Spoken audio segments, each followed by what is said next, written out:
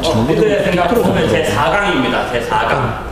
4강은 사고이고요. 사고 이게 응급으로 응급으로 써놨습니다. 원래 안 써놓고 그냥 하는데 굉장히 편안하게 진행하니까요. 중간에 뭐 편안하게 질문이 있으면 질문하시고 하면 됩니다. 돈을 받고 하는 이렇게 기업체에 가서 하는 강의는 굉장히 시간 딱딱딱 맞춰갖고 딱딱 치고 나가는데요. 요거는 거의 널널하게 쓱쓱 하다가 제가 다리가 아프면 쉬고 안 아프면 안 쉬고 그렇습니다. 사고 생각하는 직원을 만드는 거 거의 미끼처럼 만들어놨습니다. 제목은 약간 좀 마케팅스럽게 이렇게 좀 해봤습니다. 한번 이거는 다 아시니까 저에 대한 소개는 올해 처음 오신 분, 지난 3번 안 들으신 분 이렇게 4분 처음 오신 분들은 이렇게 참고하시면 되겠습니다. 오늘 할 얘기가 좀 많아가지고 시간 내에 될지는 모르겠어요. 생각해요.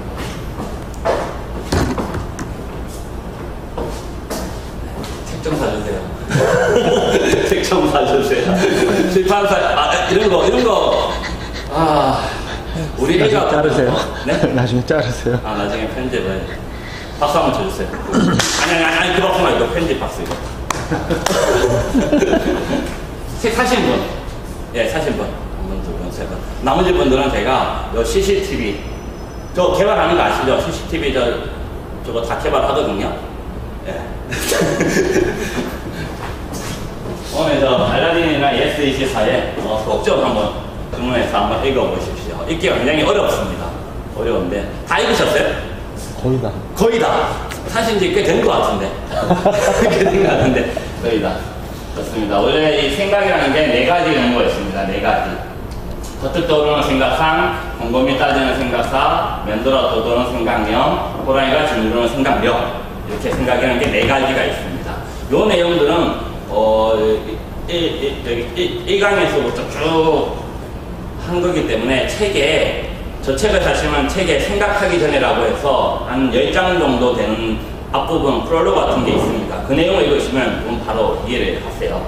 그래서 생각상에는 3가지 발상, 상상, 이상, 그리고 타에는 사고, 사색, 사유, 영에는 감념, 개념, 관념, 여에는 우려, 배려, 무려 이렇게 해서 12가지 생각법, 12가지 생각법. 요거에 적어놓은 게 생각경영법 책입니다. 그래서 우리가 1강부터 12강까지 12주 연속 매주 합니다. 그래서 우리가 3주 전에 발상, 2주 전에 상상, 지난주에 이상 해서 3회 끝났고요. 그쵸? 3 끝났죠? 3은 끝났습니다. 3회 다시 들으려면 어떻게 들을 수 있나요? 어떻게 듣죠? 아마 다시 듣기 어려울 것 같아요. 나중에 혹시 기회 있으면은 제가 또 혹시 무슨 강의를 하면 그때 오시면 될 것 같고요. 오늘은 이제 4로 들어갑니다. 4. 그래서 오늘 첫 번째 4고요. 다음 주에 4세, 그 다음 주에 4유 이렇게 계속 해서 8월까지 진행하니까 관심 있는 주제에 이렇게 들어오시면 됩니다. 관심 있는 주제에. 4고에 대해서 일단 얘기를 해볼까요?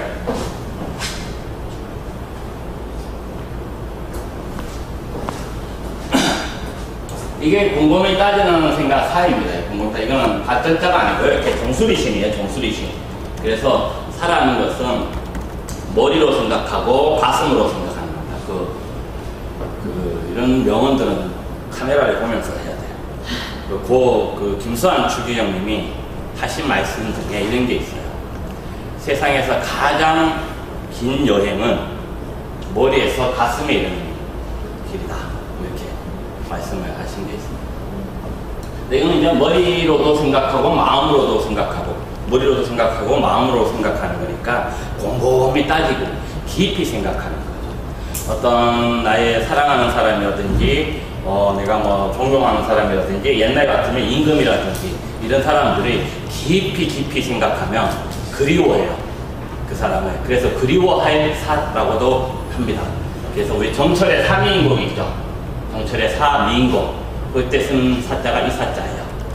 그리고 우리 사춘기 자녀들 있으시면 사춘기 자녀들이 사춘기의 사자가 이 사자를 씁니다.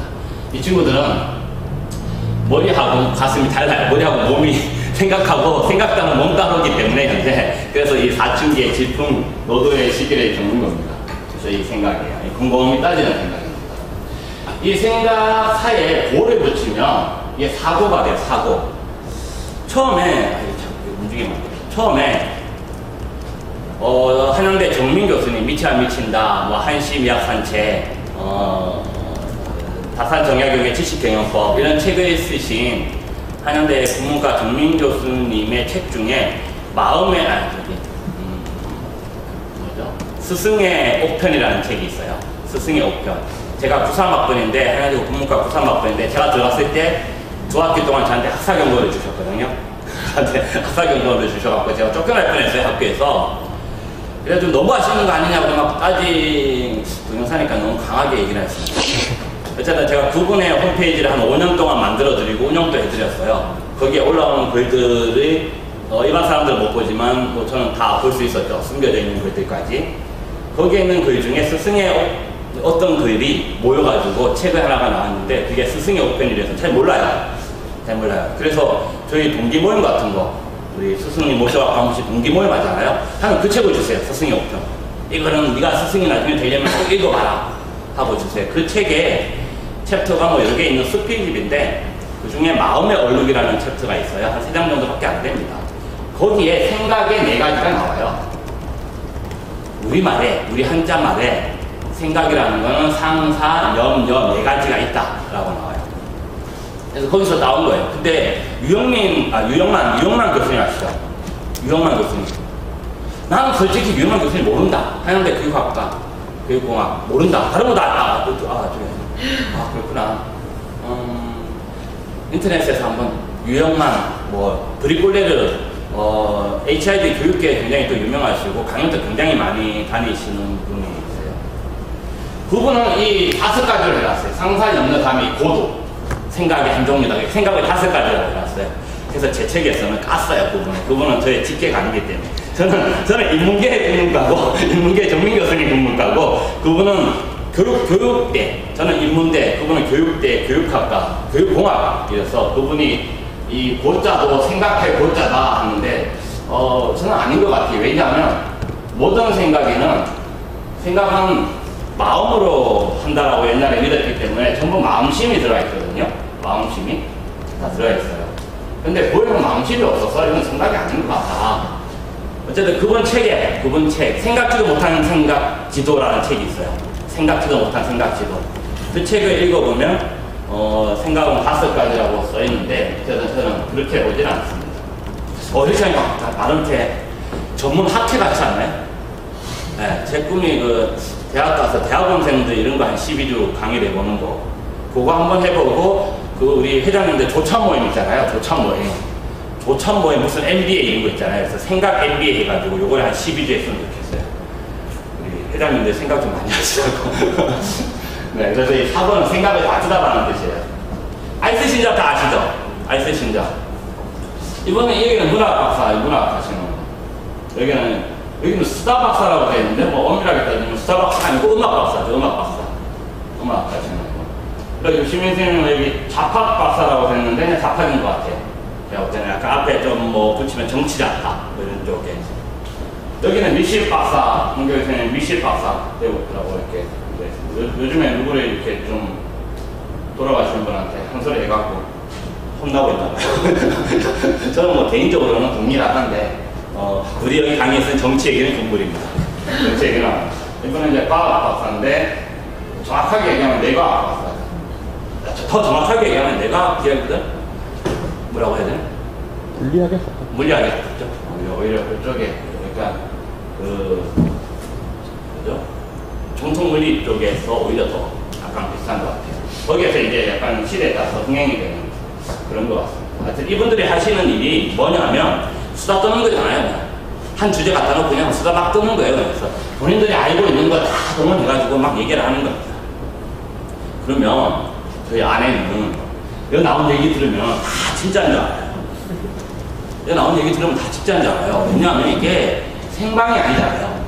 편집한 거잖아요. 그러니까 PD들도 다 편집하면서 안 맞다 싶으면 다 걸러냈을 거고, 이 사람들이 또 여기 와가지고 얘기할 때 대본만 없을 뿐이지 많이 준비하고 왔을 거잖아요. 오고 나전에 이렇게 불국사 뭐 이거 돌아다니면서 저녁에 아이스크림 할 때는 무슨 얘기 해야지 하고 준비를 다 했을 거 아니에요. 그죠? 그래서 이분들이 방송에 나왔을 때 이분들이 하는 얘기는 다 박사님이니까 또 박사라고 막 돼 있으니까 정확하다라고 생각해요. 근데 이런데 이제 딴지를 거는 사람들이 있는 거죠.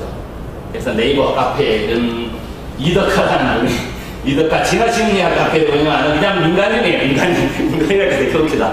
민간인이에요. 이분이 각 화별로 오류를 다 잡아내가지고 자기 카페에다 쫙 올렸어요. 그걸 제 책에 인용을 했어요. 이 생각경영법 책에다가 인용을 했습니다. 제가 이분한테 연락해가지고 나 인용해도 됩니까? 했더니 인용해도 된대요. 그래서 뭐 이런 겁니다. 1화에서 황교익은 먹장어가 지렁이 종류에서 가깝다고 얘기했는데 사실 정확하게 얘기하면 지렁이는 환영동물이라서 이쪽은 척상동물 문 여기에 속한다. 뭐 무슨 말인지는 모르겠지만 이 황교익 선생님이 미식 전문이니까 장어 얼마나 많이 드셨겠어요. 장어 엄청 많이 드시고 장어의 생태에 대해서도 다 알실 거잖아요. 수요 미식해보면 뭐 장어에 대해서 엄청나게 많이 얘기를 하시는데 이게 저도 지렁이 쪽인 줄 알았는데 이게 아니고 척삭동물군인데 척삭동물 아세요? 척삭동물? 어쨌든 두 번째는 이거 시뱀장은 작은 몸으로 아무것도 먹지 않고 6개월을 헤엄쳐라는 자막이 나왔는데 이게 어린 시뱀장은 어린 뱀장인데 시뱀장은 아니고 어른 뱀장하고 같아요. 어른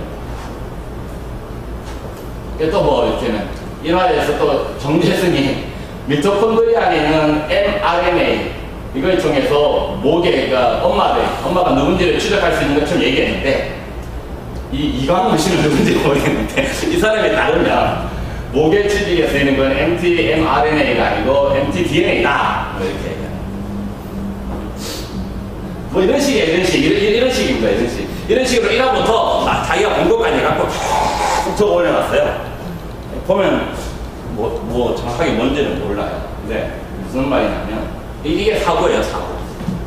뭐냐면 이게 고자거든요. 이게 고자. 이 고자가 위에 요게 흰머리 녹인데 흰머리 녹인. 그리고 얘는 꾀가 조인 고자예요. 꾀가 교활하다 할 때 쓰죠. 교활하다 할 때 씁니다. 그래서 이게 이분 같은 거죠. 이분 같은 거예요. 간달프 같은 거예요. 500년을 살아왔기 때문에 그간의 모든 지식과 경험은 다 내가 갖고 있는 거예요. 간달프가 갖고 있는 거예요. 그러니까 간달프가 누구죠? 우리 주인공? 이름 어떻게 생각나? 요즘에 이렇게 나이도 얼마 안 먹었는데 자꾸 이렇게 까먹어 자꾸. 프로도한테 뭐 하지 마라 이거는 해라라고 막 얘기를 하면 간달프는 지난 500년간에 그죠? 그 살아온 세월을 가지고 그 노하우와 그 축적, 우리 왜 책도 있잖아요. 서울대에서는 시간의 축적? 축적의 시간인가요? 그 돼 있는 이걸 가지고 프로도한테 얘기하는 거니까 요는 내가 답이다. 내가 말하는 게 답이다. 그러면 프로도의 입장에서 간달프가 얘기를 하고 있으면 정상적인 사람이라면 간달프 얘기를 믿을 거 아니에요. 그게 맞다라고. 그쵸? 그런데 프로도가 간달프 얘기가 틀릴 수도 있다라고 생각하는 거. 간달프 얘기가 비록 500년을 살아왔고 그 오랜 세월 동안 수많은 일을 겪었고 그 당시의 세계 그렇게 넓지는 않지만 전 세계를 다 돌아다닌 이 사람이 하는 말이 옳지 않을 수도 있다라고 생각하는 그 순간 사고를 시작한다는 거죠. 이 고자가 여러분들 제사 지낼 때 지방 쓰시잖아요. 지방 쓸 때 이 고자를 씁니다. 이 고자가 뭐죠? 고자가 어제 들으셨잖아요. 어제 들으셨지만 다른 분들에 비해서 이 고자가 뭐냐? 이게 돌아가신 아버지예요. 그래서 이 고자는 돌아가신 아버지의 뜻합니다. 그러니까 돌아가신 할아버지는 뭐죠? 여기 조고죠. 그래서 지방 다 한 번씩 좀 이렇게 연륜이 있으신 분은 다 한 번씩 써보셨을 거고 기독교 이런 데서는 안 쓰셨을 텐데 보기는 해보셨을 겁니다. 어디서. 그래서 이게 학생이라고 쓰는 거는 옛날에는 벼슬이 있으면 뭐 진사면 진사, 뭐 생원이면 생원 뭐 이렇게 쓰는데 벼슬 없이 돌아가셨으면 학생이라고 이렇게 쓰고 부군은 그냥 마을에 그냥 우더런 뭐 이렇게 씁니다. 뭐 여기 계시라 뭐 이런 뜻이에요. 저도 잘 몰라요. 이거 하면서 아는 거지 뭐 써보라 그러면 저도 못 써요. 저희 형이 씁니다. 그래서 아유 저 못 써요. 어려웠어. 그래서 그러니까 이 고자는 예치식과 박처직에서 돌아가신 아버지의 지식 유산을 물려받아가지고 그 중에서 아니다, 아닐 수도 있다, 틀릴 수도 있다 라고 생각을 시작하는 거, 그게 사고예요. 그렇게 생각하는 힘이 사고력입니다. 그 방법이 강론이에요. 방법이 강론. 사고를 하는 방법이 강론입니다. 요거 한번 소리가 나오려는데 성균관 스캔들에서 드라마 다 보셨죠 혹시? 안 보신 분 있나요? 아 솔직히 이거 성균관 스캔들 안 봤다. 아 두 번. 여기 유생들이 성균관에 모여가지고 수업을 듣는데 노노 수업이에요. 노노제라고 합니다. 노노 수업을 들어요. 이 수업을 강의하는 분이 누구냐면 다산 정약용이에요. 다산 정약용 선생이 강의를 합니다. 노노 강의. 근데 엉뚱한 항아리 가져와가지고, 이 항아리를 가져와가지고, 항아리에서 뭐, 약과도 꺼내고, 뭐도 꺼내고, 막 그래요. 네, 그러니까 저기 있는 유생 한 명이, 아, 이게 뭐 하는 짓이냐고, 노무 시간에 뭐 이런 잡기 같은 걸 하고 있냐고. 그랬더니 이 정약 선생님이 항아리를 탁 깨뜨리면서, 아, 나는 오늘 뭐를 강했네, 뭐를 했네, 라고, 나는 이렇게 했네, 라고 합니다. 하고 해요. 그리고 이제 앉아서, 성적을 줘요, 성적. 유생들한테 성적을 주는데 조용히 듣기만 하는 사람들한테는 불통, 그러니까 페일이죠, 페일. 불통을 줘버리고 이게 뭡니까 하고 되들었던 유생한테는 통, 그러니까 좋은 점수를 주는 겁니다. 이해하시죠? 왜 그렇게 줬는지를 영상 이거를 보여줘. 소리가? 수업 내용에 반대하는 이성준 유생에게 왜 통을 주시는 건가? 그래서 이 형태의 수업에 불만을 제기한 유일한 학생. 질문은 답이 아니라 질문에 있다.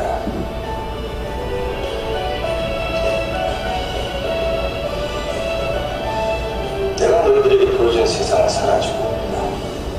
스승이란 이렇게 쓰잘데기 없는 존재들이다. 허나 스스로 묻는 자는 스스로 답을 얻게 되어 있다.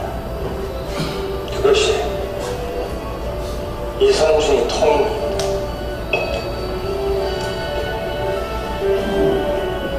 번호가 뭔지 알아, 김윤식 사람. 공자의 어록입니다. 그래. 공부라는 고지식한 늙은이와 똘똘한 제자들이 모여서 어떤 세상을 만들 것인가 박 터지게 싸우는 기록들이다. 불만 있으면 언제든지 찾아와. 한 학기 동안 우리도 박 터지게 싸워보자. 수업 계속하겠습니다. 그러니까 박터지게 싸운 기록이 노노예요, 노노. 공자가 말씀하시면 제자들이 이게 뭡니까? 아닐 수 있잖아요. 그러면 공자가 다시 맞다라고 주장하거나 또는 제자들이 네가 맞다라고 주장하거나 하면서 서로 논박을 이어나가는 거죠. 그게 노노예요. 그거 적은 게 노노입니다. 그래서 우리가 강론이라고 할 때 제가 우리 왜 강의하잖아요. 강사들이 강의하지 않습니까? 학교 가면은 뭐 교수님들이 또 강의를 할 때 이 강은 뭐냐면 이게 나무를 이렇게 차곡차곡 쌓아놓은 거예요. 나무를 이렇게 차곡차곡 쌓아놓은 겁니다. 그러니까 강사가 갖고 있는 하나의 지식 체계를 학습자 머릿속에 싹 집어넣는 거예요. 학습자 머릿속에. 또는 학습자 머릿속에 흩어져 있는 나뭇가지들을 모아가지고 체계에 맞춰갖고 딱 맞춰주는 거예요. 그게 강의예요. 그래서 맨 처음에는 강의합니다. 근데 강의하고 나면은 논을 해야 돼요. 논. 뭐냐면 논은 한자 잘 보시면은 요게 이게 돼 있는 요게 이렇게 해가지고 요렇게 돼 있는데 요게 뭐냐면 이게 책이에요. 책. 그래서 사람들이 책 주변으로 동그랗게 둘러싸여 있는 겁니다. 사람들이 책 주변으로 책을 가운데에 갖다 놓고 동그랗게 뚫어서 옛날에 책을 수레에다가 갖고 다녔거든요. 그래서 수레에 책이 쌓였는데 동그랗게 사람들이 주변에 둘러앉아서 이 책에 있는 내용을 가지고 이게 맞니 안 맞니 따지는 거예요. 이 책 내용이 맞니 안 맞니, 이게 그 뜻이니 아니니 따지는 겁니다. 그게 논이에요. 그게 논입니다. 그래서 강은 이미 쌓은 지식, 이미 알고 있는 지식을 모르는 사람한테 설명하는 겁니다. 강은. 제가 지금 이거 설명하고 있잖아요. 그럼 여러분들은 설명만 듣고 나면 이렇게 돌아가시면 뭐냐면 강의를 잘 듣는 거예요. 강의 잘 듣는 거예요. 강의는 뭐 잘 듣는 겁니다. 그런데 만약 여러분이 에이 김철수 그 소장 얘기하는 거 들어보면 전 좀 아는 것 같은데 하고 막 따지잖아요. 따지기 시작하면 이제 논이 되는 거죠.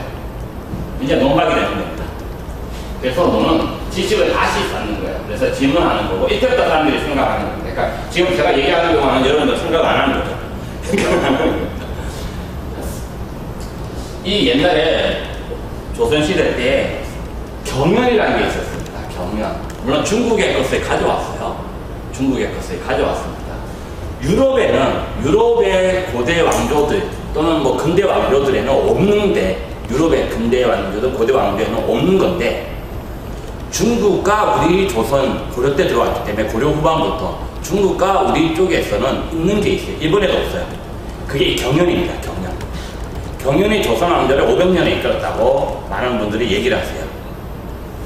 이 경연은 뭐냐면 우리 많이 들었습니다. 왕이 여기 신하들 이렇게 공부하는 신하들입니다. 왕에게 가르쳐주는 신하들이에요. 이 신하들이 강을 합니다. 먼저 강. 노노책을 펴놓고 노노에 뭐 하기 시습집은 뭐 하리라 뭐 부려호와 뭐 이렇게 얘기를 하면 그 뜻을 알려줍니다. 왕에게.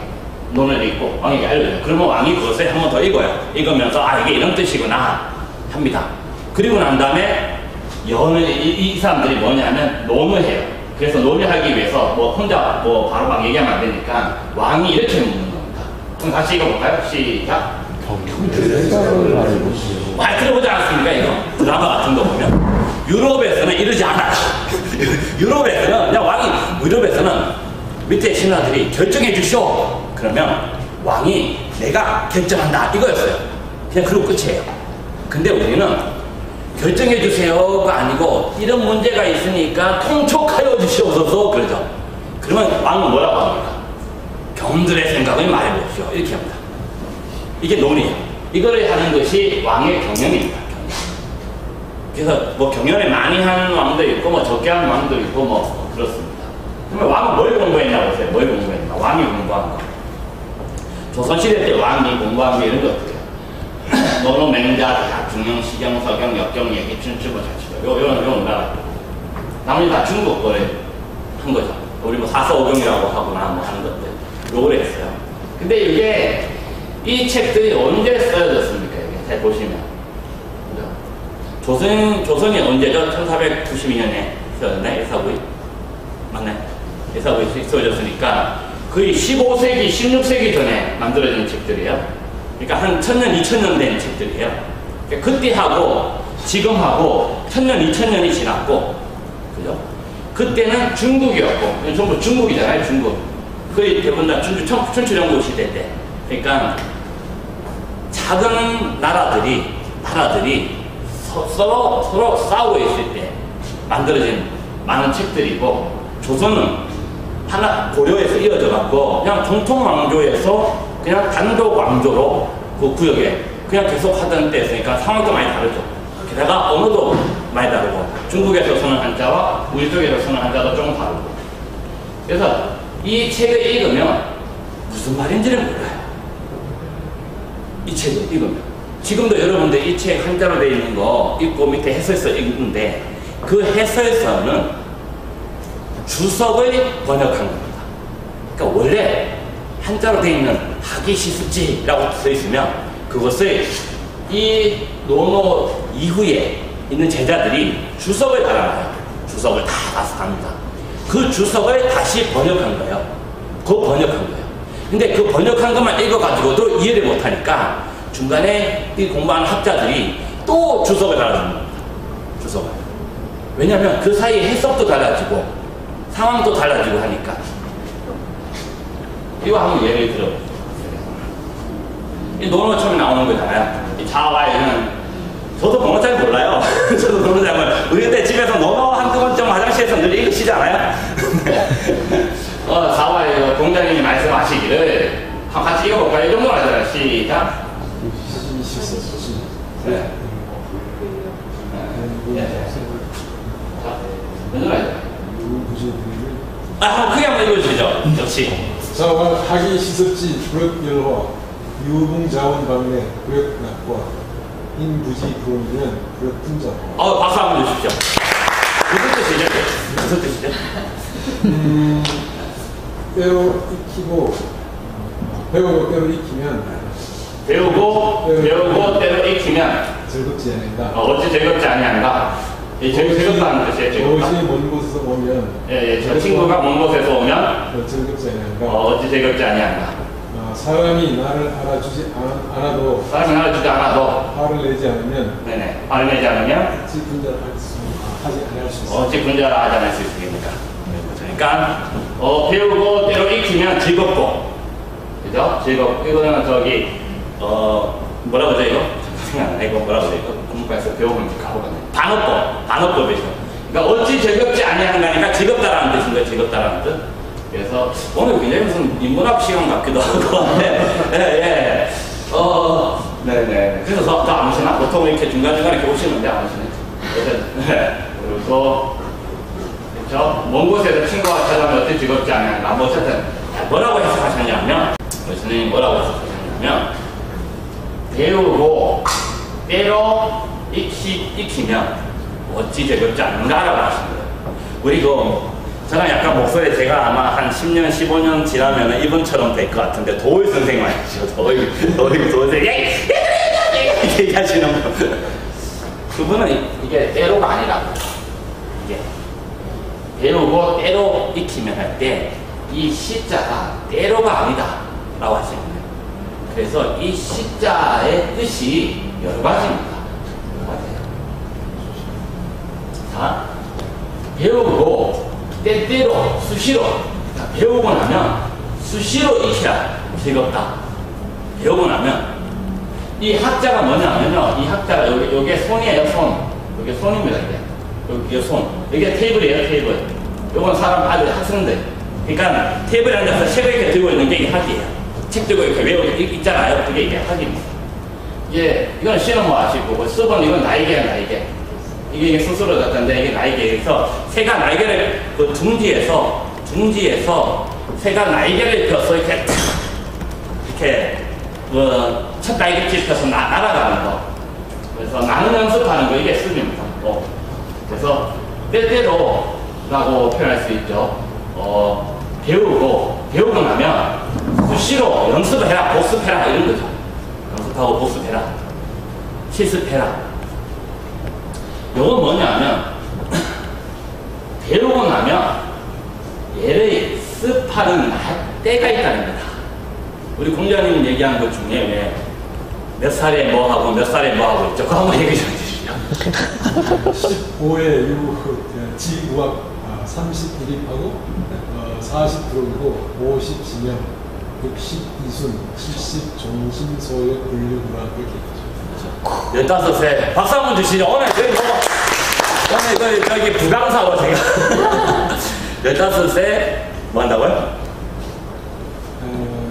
우학 배움의 즐거움을 느끼고 20살에 30에 1입하고 30에 이제 벼슬 같은 걸 해가지고 자신을 세우고 자신의 이름을 세우고 40에 유혹하는 것이 있으면 나를 미혹시키는 게 있으면 그걸 거부할 수 있고 50에 지천명 하늘의 뜻을 알고 60 정도 되면 60에는 이순 그냥 기가 순해져가지고 뭘 들어도 충분히 자기가 소화할 수 있고 70은 중심이라고 중심소욕 분류구라.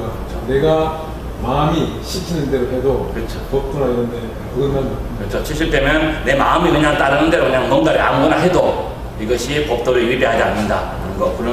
그런 거를 했으니까 요 학자를 좀 재미나게 해석을 하면 예. 이렇게 머리 몸통 여기 머리 이제 한자를 아, 오늘 이런 거 좋아요. 이런 거. 네. 여기 머리, 몸통, 팔, 다리, 여기도 머리, 몸통, 팔, 다리, 주고받고. 여기 덮을 뭐예요? 이렇게 걸어서 뻥걸어서 이렇게 잘 덮어두면 꼭 자식이 하나 태어나는데 여기 이제 내 제자가 태어난다.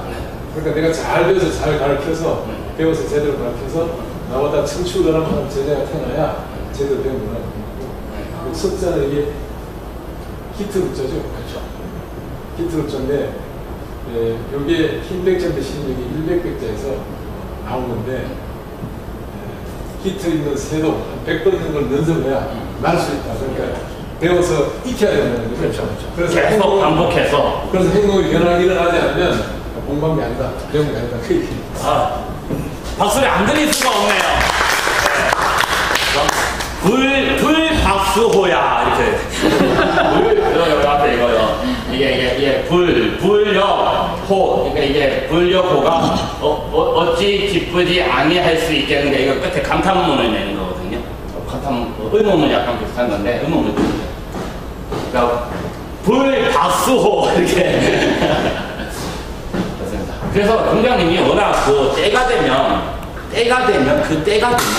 우리도 그렇잖아요. 그러니까 20이 되고 30이 되면 그 나이에 맞는 게 있잖아요. 우리 제가 뭐죠? 그건 뭐더라고요? 우리는 아홉수 많이 얘기하고, 그 다음에 3년에 뭐라고 하는지 방금 올해가 3년 안 좋은 거에 마지막 빠져나가는 세라. 네? 3대에서 또 빠져나가는 애. 그래서 어떤 특정 나이, 특정 연도에 의미를 주는 게 굉장히 많이 있어요. 많이 있는데. 그러니까 이거를 뭐라고 표현해야 되냐면, 때로 수시로 하는 게 아니고, 배우고 나면 이 배우는 걸 써먹을 때가 있다는 거예요. 써먹어야 할 때에 그걸 써먹어야지, 또는 그것을 복습, 연습을 할 때에 연습을 해야지, 아무 때나 하면 안 되는, 아무 때나 하면 죽는 거예요. 그래서 배워요. 우리는 새 있죠, 새. 새가 특히 바다새는 바다에 접한 낭떠러지 절벽에 둥지를 치잖아요. 낭떠러지 절벽. 우리 여기 옆에 나무 위에다가 뜨는 게 아니고 바다에 접한 큰 낭떠러지 절벽에 거기에 둥지를 쳐요. 그래서 이 어미새가 애기 새들한테 가르치죠. 나는 법을 어떻게 가르치는지 잘 모르겠는데 어쨌든 나는 법을 가르쳐요. 걔들이 보고 있는지는 모르지만 어쨌든 나는 법을 가르쳐줍니다. 그래서 애들이 지 때가 있는데 충분히 날려면 충분히 팔에 힘이 생길 때가 있는데 그 전에 뛰어내려요. 그 전에 우리 아시잖아요. 애들이 앞에 오만 대 가갖고 이렇게 위험한데 막 뛰어다니는 거. 그래서 자기 때에 자기가 그걸 할 수 있는 충분히 날 수 있을 만큼 팔에 날개 근력이 생기기 전에 뛰어내려요. 그래서 바다새 한 3분의 1은 조기 추락사입니다. 조기 추락사.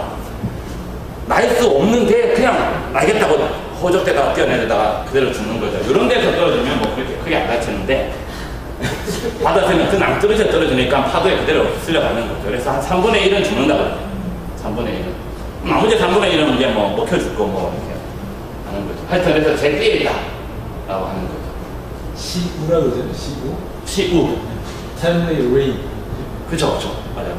영어에서도 요거를 조금 영어식으로 표현하면 영어에서 또 여러 가지 타임에다가 뭘 쓰냐에 따라서. 그래서 도울 선생님이 예를 얘기합니다. 예를. 우리는 그 전에 우리 초등학교, 이게 언제 나오죠? 중학교 정도 되면 얘가 나옵니다. 예문에서 읽기문으로 나옵니다. 그래서 무슨 뜻이냐면 때때로 수시로 이렇게 이게 우리는 때로로 배웠죠. 익히고 배우고 때로 익히면 어찌 즐겁지 아니한가. 근데 이제 도선생님 아니야. 익히는 때가 있다. 그 다음에 세 번째는 즉시 곧바로 해요. 이 시라고 하는 게 즉시. 그러니까 이걸 에타임이라 그러면 얘는 온타임이죠. 얘가 온타임이라 그러면 얘는 에타임이라 그래야 되나? 즉시. 그러니까 배우고 바로 실행해야 되는 거죠. 배우고 바로 실행해야 됩니다. 그 다음에 이제 네 번째 이거는 최근 들어와가지고 이거를 또 일부 선생님들이 제가 동영상 유튜브 보면은 중고등학교에서 사탐, 뭐, 과탐, 뭐, 논술 해갖고 막 그 EBS 동영상 막 올려놔줘요. 그거 가끔씩 보면 되게 재밌어요. 특히 물리, 수학 이런 거 보면 되게 잘 가르쳐줘요. 옛날에 우리가 배울 때 되게 지겹게 가르쳤는데, 그죠? 지금 되게 재밌게 가르쳐줘요. 거기에 있는 분들이 요즘에 이걸 봤더니 우연히 이게 뭘 뜻이 했더니 이거 알아서 쓰더라고요. 예를 쓰요. 아이들한테 교훈을 주려고 입으로 예를 쓰는 것 같아요. 그래서 배우고 나면 꾸준히 연습하고 복습하라 이거예요. 배우고 나면 반복해서. 그러니까 우리가 초등학교나 중학교 교과서에서 하기시습지라는 것의 시가 때때로 수시로라고 우리가 배웠어요.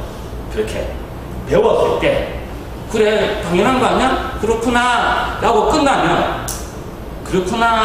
끝나면 사고를 하지 않은 거예요. 생각을 하지 않은 거예요. 뭐 하는 거예요? 기억한 거죠 그냥. 기억한 것뿐이에요. 그럼 사고는 뭐냐면 선생님 하고 손에 들어서 선생님 이 시자에 다른 의미는 없습니까? 라고 물어봐야 됩니다. 그러면 선생님이 뭐라고 대답해야 되나요? 제가 국문과이기 때문에 진짜 오래돼서 까먹나요? 나이가 들어서 까먹나요? 교생실습 나가요. 교생실습에 나가면 고등학교를 나가면 매뉴얼이 다 있어요. 그 매뉴얼 이하로 얘기하면 혼나요. 이거 매뉴얼은 뭔지 아세요? 학생이 선생님 시에 다른 뜻이 있나요? 그러면 공부에 집중하고 선생님 말씀에 집중하고 자 바로 우리 진도 나가야 되니까 다음 넘어가겠다 이렇게 해야 돼요. 우리 때는 다 그렇게 했던 거예요. 그게 정상이었던 거죠. 왜냐하면 우리는 여기 수능이 있구나. 학력고사 수능 세대죠. 네. 수능 한참 후 세대잖아요. 딱 얼굴 보면은. 하여튼 학력고사 세대에는 보기 4개 중에 다 하나이기 때문에 이 4개 중에 하나 골라야 되는 거예요. 무조건. 그렇잖아요. 그래서 나머지 거를 생각할 수가 없어요. 그래서 사고를 그러는 거예요. 근데 요즘에 제 11살짜리 초등학교 4학년인데 가면 4개 중에 하나 안 골라요. 이건 정말 좋아졌어요. 자, 시가 이런 뜻이야. 그럼 너는 이거 말고 또 무슨 뜻이 있겠니? 요즘에는. 그래서 요즘에 사고력 수학, 사고력 하는 창의력, 사고력 하는 그 학습지 선생님들 와가지고 이렇게 많이 해줘요. 이렇게. 그래서 이게 사고입니다. 그러니까 사고력을 높이는 거는 뭐냐면, 이런 거죠. 이 고라고 하는 것은 배우는 거예요. 그러니까 돌아가신 아버지의 유산이 옛날 책들을 보고 배우는 거예요. 자기가 스스로. 옛날 책들을 배우고 스스로 학하는 거예요. 스스로 학. 그렇게 배우고 나면, 옛날의 지식들을 배우고 나면 그게 내가 직접 해봐야 되는 거예요. 그게 옳은지 아닌지를 내가 경험을 해보든지 내가 뭔가를 해봐야 돼요. 우리 대학교에서 교수님이 뭔가 논문 하나를 딱 던져주면서 야, 이 논문이 굉장히 미국에 어디 나온 네이처에 나온 뭐야 야 이거에 따라서 너도 한번 써봐. 그랬을 때 그걸 그대로 인정하고 쓰는 게 아니고 논문에 나와 있는 거를 내가 실험해봐야 되는 거지. 내가. 그죠? 그게 사고예요. 그러니까 그게 생각 실험인 거예요. 생각 실험인 거예요. 그래서 엄밀하게 얘기하면 좀 더 그렇다. 그렇죠? 엄밀하게. 굳이 영어로 만약에 표현한다면 사고는 영어로 뭐라고 해야 되냐? Thinking Simulation이죠. 사고라고 합니다. Thinking Simulation. 또는 Thinking Simulation 하니까 좀 조금 그렇기도 하고 그렇잖아요. 그래서 Thinking에다가 앞에다가 다른 단어 하나를 더 둬서 조금 더 요거랑 비슷하게 생각 실험과 조금 비슷하게 만든 게 디자인 심리. 이때 나온 디자인이라는 게 뭐냐면 우리 그림 그리다 디자인이 아니고 디자인이라는 게 뭐냐면 근본적으로 실험 개념이거든요. 여러분들 나는 집에서 보통 우리가 한 번씩 포토샵 쓰지 않아요? 포토샵? 나는 집에서 포토샵 쓴다. 한번 써줘봅시다. 포토샵. 아도브 일러스트레이터 이런 거 집에서 심심하면 포토샵으로 그림명 하나씩 그리잖아요. 우리도 저도 집에서 포토샵으로 디자인도 하고 하는데 디자인을 하려면 디자인은 코딩하고 달라서 코딩은 처음부터 완벽한 설계 하에서 들어가야 돼요. 안 그러면 버그가 워낙 많아가지고 나중에 감당할 수가 없어요. 감당할 수가 없어요. 여러분들 회사에 어느 회사도 홈페이지 만든다고 생각해보세요. 홈페이지. 개발자 만나면 모든 자꾸 뭘 달라고 해. 모든 기능 다 달라고 해. 자꾸 뭘 달라고 해. 그걸 다 알아야만 체계에 맞춰서 갈 수 있어요. 근데 디자이너는 아무것도 안 줘도 돼. 컨셉이 뭐예요? 그냥 뭐 아름다운 자연이야. 알았어요 하고 자기가 그냥 만들어 막 디자인해. 그리고 개발자들은 절대로 CR이라는 걸 주지 않아요. 개발자들은 최종만 주는 거지 중간에 CR 1, 2, A, B 중에 주고 선택하려는 거 아니에요.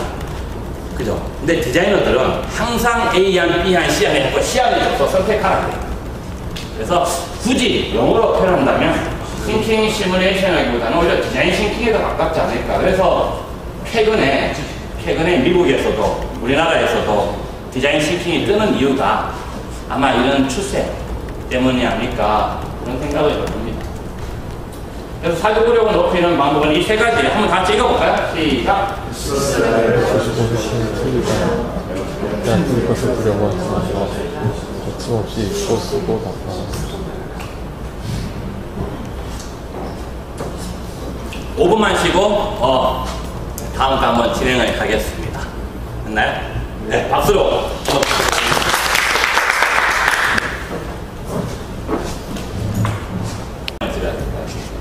재현성 위기라고 혹시 들어보셨어요?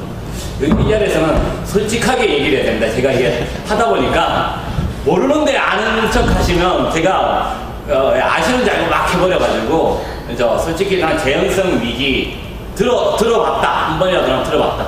손 들어보십시오. 네, 한번 들어. 나는 솔직히 한 번도 난 재현성 위기라는 게 뭔지도 모르겠다. 손 들어보십시오. 예, 나는 재현성 위기가 아는지 모르는지 나 자신이 모르겠다. 그러니까 대부분 모르겠다. 재현성 위기가 뭡니까? 지금 재현성 위기가 뭐냐면 재현성 위기가 뭐냐면 재현성 위기가 뭔지를 먼저 쓰면 재현성이라는 게 뭐냐면요. 논문에 뭔가 근거가 되는 실험들이 있을 거 아니에요. 논문에 근거가 되는 실험들이 있을 거잖아요. 우리가 무언가 얘기할 때 무언가 어디에서 실험한 근거를 가지고 얘기할 거 아니에요. 그 실험한 것들을 다시 재현해 보는 거예요. 논문에 있는 실험한 내용들을 다시 재현해 보는 겁니다. 최근에 우리 굉장히 놀라운 소식을 들었죠. 그 옛날에 어디죠? 스탠퍼드 대학인가요? 옛날에 임의의 사람을 반으로 나눠갖고 반은 간수, 교도소의 간수로, 나머지 반은 죄수로 이렇게 나눠놨더니 그냥 놔뒀는데 간수는 굉장히 폭력적으로 변해가지고 죄수들을 가압하고 죄수들은 거기에 저항해가지고 막 간수를 죽여가지고 탈출하려고 하고 했던 요 실험이 영화로도 나왔어요. 뭐 뭔지 아시죠? 제목이 뭐죠 이게? 영화로 나왔어요. 스피리먼트. 예? 익스페리먼트 뭐 이런 영화가 있어요. 그래서 이것을 실험을 한 결과가 뭐냐면 사람은 본성이 어떻든지 간에 주어진 환경에 따라서 급변한다는 거예요. 내가 죄수가 되면 죄수처럼 살게 되고 내가 간수가 되면 간수처럼 행동한다는 거예요. 자기랑 하나 친한 사람이라도 내가 간수 역할을 맡고 이 사람이 죄수 역할을 맡으면 나는 시간이 갈수록 내 친구를 가혹행위를 하게 되고 가혹하게 된다는 거예요. 무슨 말이죠? 이 실험이 스탠퍼드인가요? 하여튼 그 무슨 대학교에서 네이버 치면 나와요. 바로바로 얘기해 주세요. 그게 론입니다, 론. 그러니까 가능하면 네이버로 다 검색해갖고 다 얘기를 해주셔야 돼요. 근데 이게 최근에 조작했다라고 나온 거예요. 최근 얼마 안 됐습니다. 이 얘기가 나온 기간.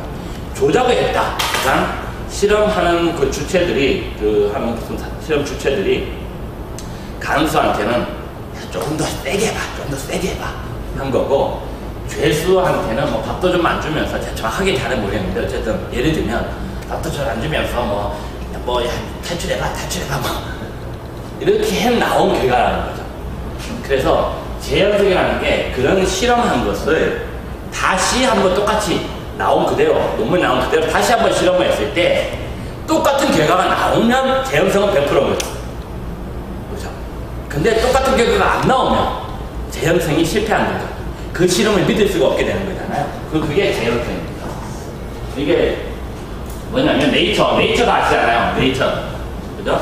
네이처에서 1,500명의 과학자들한테 설문을 한 거예요. 설문을 한 게. 뭐냐면 이게 reproducibility, 그래서 이게 재현성 위기입니다. 지금 현재 우리가 재현성에 위기가 있다라고 생각하냐고 물었는데 절반 정도가 아주 지금 큰 위기다 라고 대답을 한 거죠. 이거 잘 보세요. 당신은 이 실험을 재현하는데 실패한 적이 있습니까? 이거예요, 당신은. 근데 여기 보면 서먼 에이스라고 되어 있는 게 뭐냐면 이 빨간색 이게 뭐냐면 다른 사람의 논문에 나온 거 그걸 내가 실험했을 때 다시 실험을 했을 때 재현을 하지 못했다라는 거고 요 색깔 연한 요거 분홍색 요거는 뭐냐면 내 논문을 내 나오는 실험을 다시 실험했을 때 그렇죠? 그래서 뭐냐면 이 케미스트리 화학 분야에서 다른 사람의 논문을 내가 실험해보니까 실험에 이만큼 실패했다는 거예요. 이만큼. 근데 내가 쓴 논문은 덜 실패해요. 그거보다는. 그러니까 내가 한 거는 다시 재현을 하면 실패할 확률이 좀 적은 거고 다른 사람 거 가지고 와서 내가 하면 실패 확률이 늘어나는 거죠. 근데 이게 실패율이에요. 실패율. 케미스트리, 바이올로지, 물리, 엔지니어링, 메디슨, 지구, 환경, 이게 평균 60%예요. 60%. 근데 이게 다른 사람보다 내가 하기 전보다 맞은 거니까 이게 좀 신뢰에서 좀 얘기하는 확증 그냥 그런 거죠. 뭐 이런 게 있다는 거예요. 그런 거죠. 근데 본인의 실험은 여기서 약간 이게 정확하다는 건 아닌데 얘도 문제는 약간 이게 뭐냐면 본인의 실험은 본인이 한번 실험을 했어요. 했기 때문에 현장에서 실습을 했잖아요. 했기 때문에 현장 상황을 충분히 알아요. 그래서 다시 한번 그 현장 상황하고 똑같은 상황을 만들어서 할 수 있어요. 그래서 오히려 성공률이 높은데 다른 사람 거는 논문만 보고 하잖아요. 논문만 보고. 논문만 보니까 그 환경을 정확하게 통제하지를 못해요. 이게 가장 대표적인 게 식물 쪽 있으시나요? 유정 쪽 혹시? 그 다윈의 진화론 그 자체에서 왜 그 파리도 아니고 그 뭐죠? 완두콩. 예? 그게죠. 완두콩? 아니, 완두콩 말고 그 파리같이 생긴 애들. 초파리? 초파리 실험을 하잖아요. 실험실에서 다윈이 실험실에서 호주에 있는 그쪽 무슨 공원 같은데 실험실에서 얘를 할 때는 그렇게 SY 염색체, SY 우열이 딱 나왔다고요. 근데 현실 세계에서는 얘가 안 나오는 거예요. 현실 세계에서는 얘가 안 나오는 거예요. 그게 왜냐? 환경이 다르면 이 실험을 똑같은 이런 특히 유전 이런 화학 이런 실험들은 특정한 환경 안에서만 그 하나의 답이 나오는데 얘가 환경이 달라지면 답도 달라져요. 그게 우리 코롱에 우리 제가 K 모사에 있을 때 필름을 만들어요. 필름. 우리 휴대폰에 붙이는 그 필름 있죠. 휴대폰에 붙이는 필름. 그다음에 그 과자 봉지 겉에 있는 거 있죠. 그 비닐봉지 같이 생긴 거 봉지. 그게 필름이거든요. 그 필름을 만드는데 이 필름이 이렇게 컨테이너 쭉 이렇게 컨테이너 한다 이거 컨베이어 쫙 있으면 여기에서 이제 뭐 녹이고 수지 같은 거 녹이고 막 해가지고 얘가 이렇게 쑥 지나가는데 여기에다가 이제 약품 처리를 쫙 해야 돼요. 이렇게 약품 처리를 쭉 합니다. 이렇게 필름은 처음에 롤처럼 이렇게 쫙 내려오거든요. 얘 커팅하기 전이니까 쭉 내려오면 이게 위에 먼 처리 계속 처리를 해야 돼요. 그러면 얘 분사하는 요거를 조절을 딱 해야 되는데 어떤 부분은 더 해서 두껍게 되고 어떤 부분은 덜 해서 얇게 돼요. 그래서 필름에 우리가 제일 비싼 필름은 도레이 필름이에요. 이번에 도레이 필름이 제일 비싸요. 도레이는 이 기술력이 좋아가지고 평탄하게 만들어요. 그러니까 옆에서 이렇게 보면 굴곡이 없어요. 이렇게 굴곡이. 근데 얘를 굉장히 미세한 CCTV로 찍어보면 우리 일반 필름도 또 우리 싼 필름 있죠. 중국에서 싼 필름들 그런 거 찍어보면 이렇게 굴곡이 이렇게 다 있어요. 이 굴곡을 어떻게 줄이느냐? 이 굴곡을 어떻게 줄이느냐? 요 현장에서 그거 분사하는 거 저도 이렇게 제어하시는 분이 있어요. 여기 있는 장비 가지고 제어하시는 분이 있어요. 그분만 알아요. 그분만 알아요. 그분 여기에서 30년 동안 그것만 했거든요. 그래서 그분만 알아요. 그러니 이분이 퇴사를 하면 이거 할 수 있는 사람이 없어요. 이거 할 수 있는 사람이 없어요. 그게 지금 우리나라 산업의 문제예요. 우리나라가 4차 산업혁명을 왜 받아들였냐면, 왜 빅데이터에 센서 달아가서 공정 인더스트리 4.0을 만드냐면, 독일이 우리보다 한 10년 빠르잖아요. 독일이 10년 전에 조금 얘기해 세경 새나왔는데 괜찮으시죠 뭐. 독일이 10년 전에 무슨 현상이 벌어졌냐면, 숙련공들이 은퇴하기 시작했어요. 우리는 지금 이제 은퇴해요. 지금 이제 개띠 세대들 지금 공장에 가보면 지금 50, 60 되신 분들이 지금 은퇴하기 시작해요. 대졸 말고 숙련공들 공장에서 숙련공들이 우리는 이제 은퇴하는데, 여기에는 이전에 10년 전에 은퇴하기 시작했어요. 10년 전에 우리 뭐 했었냐면 2008년에 금융위기 있었잖아요. 금융위기 때문에 독일, 유럽도 꼬꾸라졌거든요. 꼬꾸라지면서 숙련공들이 집 팔고 퇴사해갖고 집 팔고 딴짓하기 시작한 거예요. 그러면서 숙련공들이 갑자기 쑥 빠지고, 그분들이 마침 60, 70년대 독일이 막 성장할 때 그때 기술 배워갖고 30년 동안 그거 맞추던 사람이었는데, 그 엔진에 볼트 너트 이거 맞추던 사람이었는데, 그 사람들이 퇴사를 하기 막 시작하는 거예요. 그랬더니 우리 그 공장에 그랬더니 난리가 난 거죠. 이게 난리가 난 거예요. 그래서 독일의 SAP, 보시, 또 뭐죠? 지멘스, 독일의 특히 지멘스. 독일의 회사 순위가, 우리는 뭐 삼성, 현대 뭐 이런 자동차 엔캐스이지만 독일에는 뭐 금융 이런 거 빼면은 순위가 거의 자동차잖아요. 자동차, 벤츠, 뭐 그 BMW 막 이런 거잖아요. 이런 데에 가장 큰 영향을 주는 게 지멘스가 공장 유틸 만드는 데거든요. 제어 장치들. 그다음에 소프트 만드는 데는 SAP 이런 데서 막 하는데, 이것들이 막 무너져 나가기 시작하니까 뭔 요구를 하냐면, 지멘스나 SAP나 이런 데 뭔 요구를 하냐면, 이 숙련공들이 퇴사를 하니 얘를 제어를 할 수가 없는 거예요. 그래서 얘를 제어하려니 어떻게 하면 되느냐 했더니, 그것을 제안한 게 그거죠. 첫째, 센서를 달아가지고 데이터를 잔뜩 모아요. 데이터를 언제 얼만큼 분산했을 때 몇 미리가 되는지에 대한 것을, 그거를 센서에 달아서 그 데이터를 계속 뽑아요. 그걸 분석해가지고 다시 공정에 적용해요. 이게 인더스트리 4.0이에요. 근데 그게 우리나라도 왔거든요. 제가 한 3년 전에 K사를 나오기 전에 기후변화 컨설팅 한다고 공장을 5년 동안 다녔는데, 우리도 공장에서 이 숙련하시는 분들이 은퇴를 하기 시작하면서 우리가 달았어요. 우리 본부에 있는 빅데이터 팀하고 IoT 팀하고가 공장을 가가지고, 구미에서 가장 큰 게 K 공장이거든요. 거기 가가지고 그 필름 라인에 카메라를 달았어요. 근데 그 카메라는 저는 CCTV처럼 그것만, 높이만 찍는 카메라예요. 높이만 찍는 카메라. 그거랑 거기 주입한 그 기계들, 그 제어 장치들, 그거 연결하는 거, 그 데이터랑 카메라 데이터, 그 다음에 필름이 나와가지고 결론적으로 나온 품질 데이터, 얘 다 모아가지고 실시간으로 얘를 보여줬죠. 회장님한테. 대박. 그래서 인더스트리 4.0 하는데, 이전까지는 그거 30년 하신 그분한테 가서 물어보지 않으면 아무도 모르는 거였는데, 그분이 퇴사하셔도 우리가 그 굴곡을 조절할 수 있는 단서를 찾은 거죠. 그러니까 그게 필름이 재현이 안 되는 거예요. 재현이 안 되는 거예요. 거기에 매뉴얼이 있습니다.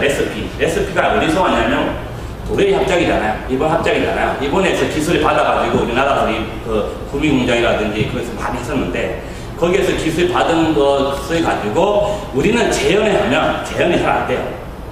일본은 재현이 돼요. 일본 공장은. 도요타 이런 데는 재현이 돼요. 뭐 사고가 있었지만.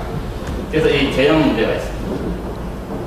그래서 우리가 이 재현이 실패하면 실패한 내용으로 우리가 알고 있는 것이 업데이트 돼야 되잖아요.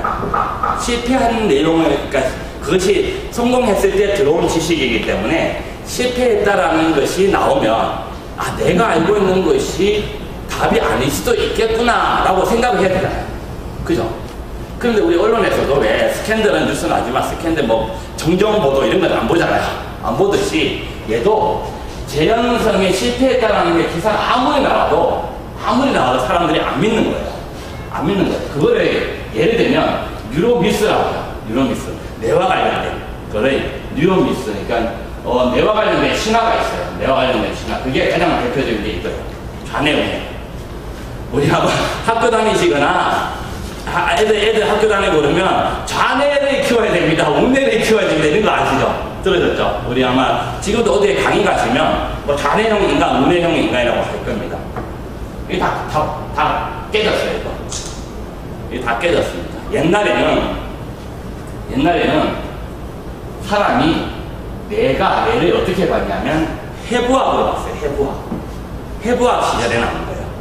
해부학 시절에는 사람의 뇌를 이렇게, 죽은 사람의 뇌를 이렇게 끄집어내가지고 보니까, 사람의 뇌가 좌뇌가 있고, 우뇌가 있고, 중간에 연결 통로가 있네. 그러니까 좌뇌는 오른쪽으로 손으로 연결되어 있고, 우뇌는 왼쪽 손으로 연결되어 있고, 그러니까, 좌뇌 역할과 우뇌 역할이 따로 뭔가 있겠다.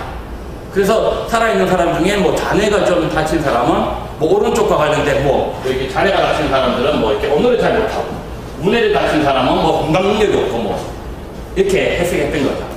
그런데 지금은 해부학 아니잖아요. 지금 무슨 시대입니까? 지금 MRI 시대예요. MRI, fMRI라고 하거든요. 기능성 MRI. 우리 그 병원에 가시면은 병원에 가면 제일 처음에 가서 뭐가 안 좋다고 하면 뭐 찍습니까? 엑스레이 찍죠.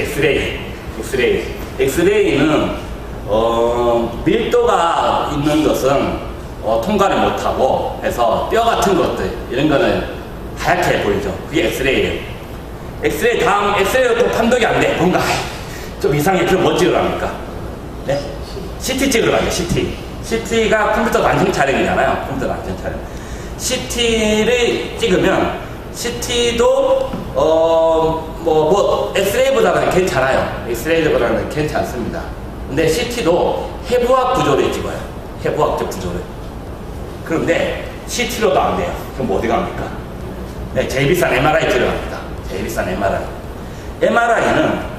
MRI도 엄밀하게 따지면 구조를 찍는 거예요. 혈관을 찍는 겁니다. 혈관 같은 거. 우리 뇌에서 하고 듣고 쓰러지는 분들 MRI 찍는 이유가 혈관 막히잖아요. 그래서 미세 혈관들은 MRI로 나와요. 그런데 fMRI라는 게 지금 이제 fMRI 시대입니다. fMRI. 한번 네이버에서 뭐 검색하시면 F 펑셔널 MRI라고 있어요. 이게 뭐냐면 살아있는 사람의 뇌 활동을 찍는 거예요. 살아있는 사람의 뇌 활동. 이해하시죠? 기존의 해부학이 아니고 살아있는 사람의 뇌 활동을 찍었더니 어떤 현상이 벌어졌냐면 좌뇌 우뇌가 아니더라고요. 그래서 옛날에 해부학 때는 사람의 두뇌를 어떻게 그렸냐면 이렇게 위에서 두 개를 그렸어요. 근데 지금은 여러분 fMRI 사진들 한번 검색해서 보세요. 이렇게 안 찍습니다. 옆에서 찍어요. 옆에서 찍습니다. 근데도 우리는 이제 이런 거 갖고 있어요. 모차르트 태교과 우리 여기 여성분들이 계시니까 나중에 애기 나오면 뭐 거기 애기 엄마한테 저희 애도 그러는데 아니 무슨 자꾸 모차르트 틀어줘야 된대요. 뱃속에 있을 때 자꾸 모차르트를 틀어줘야 된대요. 이제 다 깨졌습니다 이거. 이게 3살 지름신화라고 아세요? 3살 때부터 교육을 시켜야 되는데 3살 때 영어잖아요. 영어네. 3살 때 영어 발음 교육을 시켜야 우리 요즘은 가소성 뇌의 하드웨어가 소프트웨어에 따라서 뭘 배우느냐에 따라서 뇌의 하드웨어가 바뀐다고 하는 가소성의 이론이 있거든요. 그래서 그거에 따르면 3살 때 영어 발음을 가르쳐줘야 돼. 그래서 이게 이제 다 깨진 겁니다. 그러니까 여러분들이 알고 있는 거에 한 60%는 여러분들이 알고 있는 60%는 잘못 알고 있는 거예요. 잘못 알고 있는 겁니다. 그래서 현대의학을 말한다라는 책을 보면 현대의학을 말한다라는 책이 있는데 현재 의사가 죽을 각오를 하고 썼다고. 현대의학 여러분들이 우리 다이그노시스 하잖아요. 의사들이 가장 하는 게 진단이잖아요. 진단 다이그노시스를 하는데 이 다이그노시스를 하는 것이 10년마다 50%가 바뀐대요. 그러니까 뭐냐면 10년마다 50% 바뀐다는 게 뭐냐면 여러분 10년 전에 감기라고 병원에 딱 2번 갔는데 10년 전에 한 번은 둘 다 감기라고 했어요. 그래서 약을 먹고 근데 10년이 지났어요. 그때 그 데이터를 다 모아가지고 다시 판독하면 하나는 감기지만 다른 하나는 감기 아니라는 거죠. 그거 이제 알게 됐다는 거죠. 10년 후에. 그러니까 사고력이 없으면 내가 알고 있는 것이 10년 지나고 기술이 바뀌고 바뀌어도 그대로 그것이 진리라고 믿고 있는 거예요. 계속 진리라고 믿고 있는 겁니다. 그래서 고가 되는 거죠. 흰머리 노인이 되는 거예요. 흰머리 노인이 돌아가신 아버지가 되는 겁니다. 그래서 죽은 지식을 계속 갖고 있는 거예요. 혼자 죽은 지식을 갖고 있어서 그것을 새로운 지식을 갖고 있는 사람한테 가서 야 내가 작년에 옛날에 해봤는데 그건 안 돼 이러는 거죠. 네가 이게 뭐라 이렇게 되는 거죠. 네가 공장 가봤어? 뭐 이렇게 되는 거죠. 지금은 공장에서 30년 동안 일하시고 퇴사하시는 분보다 사무실에서 빅데이터로 보고 센서 달아갖고 보는 사람이 더 돈 벌어요. 그런 시대가 왔습니다. 자, 사람이 이게 시간이고 이게 유효기간인데 사람의 유효기간이 기술의 유효기간보다 높아졌어요. 그러니까 옛날에는 기술을 하나 배우면 평생 동안 죽을 때까지 그 기술 하나만 쓰면 되는 거예요. 그거 하나만 하면 기술 하나 잘 배우면 평생 사는 거예요. 왜? 기술이 안 바뀌니까. 그죠? 저 개발 처음 할 때 자바 배우면 괜찮다고 했어요. 자바 하나만 배우면 다 된다고 했어요. 자바 배우면 안 돼요. 스크래치도 배워야 되고 배울 게 되게 많아요. 그죠? 요즘에는 기술이 뭐 10년도 안 돼갖고 사라집니다. 우리 옛날에 이건 약간 또 커팅해야 되는 건데, 네. 커팅. 우리 형님이, 큰 돈을 받아가지고 형님네 회사가 네이버에 팔렸습니다. 큰 돈을 받고. 저한테는 별로 떡고물 안 떨어지는데, 제가 그 옛날에 지분을 팔았거든요. 팔지 말았어야 했는데, 옛날에 팔 때 한 20배 했거든요. 그래가지고 빚도 많이 갖고 했는데, 조금 더 기다렸으면은 더 컸는데, 그거를 못 기다리고, 아무튼 팔았습니다. 우리 형님이 뭐 했냐면, 서울대 경산인데, 나와가지고 그 동기들 네이버 창업하고 뭐 다 이렇게 열심히 그냥 삼성만 다니다가 뭘 만들으셨냐면 PDF를 만들었어요. 신문에 돼 있어요. 우리나라 삼성기업연구소에서 우리나라 최초로 PDF를 만든 사람이에요. 그러니까 삼성 PDF를. 그러니까 외국에 물론 기술은 받아왔지만 그리고 아이폰, 안드로이드 폰이 우리나라에 들어오기 전에 안드로이드 구글 소스만 있을 때 우리나라 하드웨어에다가, 그러니까 일반 폰 하드웨어에다가 안드로이드 소프트웨어 퍼팅이라고 해요. 이렇게 프로그램을 하드웨어에 딱 씹는 것을 OS, 우리 인스톨이라고 해요. 그거를 퍼팅이라고 해요. 퍼팅을 하는 걸 처음 했어요. 그러니까 굉장한 기술력 갖고 있어서 지금 네이버 라인 내 내부 기술 이런 걸 합니다. CTO 겸 뭐 자회사 사장님 뭐 그런 거예요. 그러니까 이분이 옛날에 처음 그 회사를 세울 때 저한테 제 친형이 아니고요. 그 처남입니다. 손이처남. 나이는 저보다 17살 많아요. 근데 저한테 같이 하자 그랬어요. 그때 뭐였냐면 그때 기술은 아이폰 기능들이었어요. 아이폰. 그러니까 뭐 때문에 아이폰, 아이튠즈 이런 거 연동하고 그 다음에 앱 만들고 하는 기술이었어요. 근데 지금 그거 다 안 해요. 그한 사람들이 다 사라지고 지금 뭐 합니까? 빅데이터. 그죠? 그 다음에 빅콘, 그 다음에 IoT, 그 다음에 뭐죠? 그거 클라우드, 아마존 웹 서비스 그 컨설팅 이런 거예요. 그러니까 옛날에 그 기존에 갖고 있던 기술들은 다 PDA 하는 기술들은 다 사라진 거죠. 그래서 그가 10년이에요. 그가 10년입니다. 10년 만에 이렇게 달라졌어요. 그래서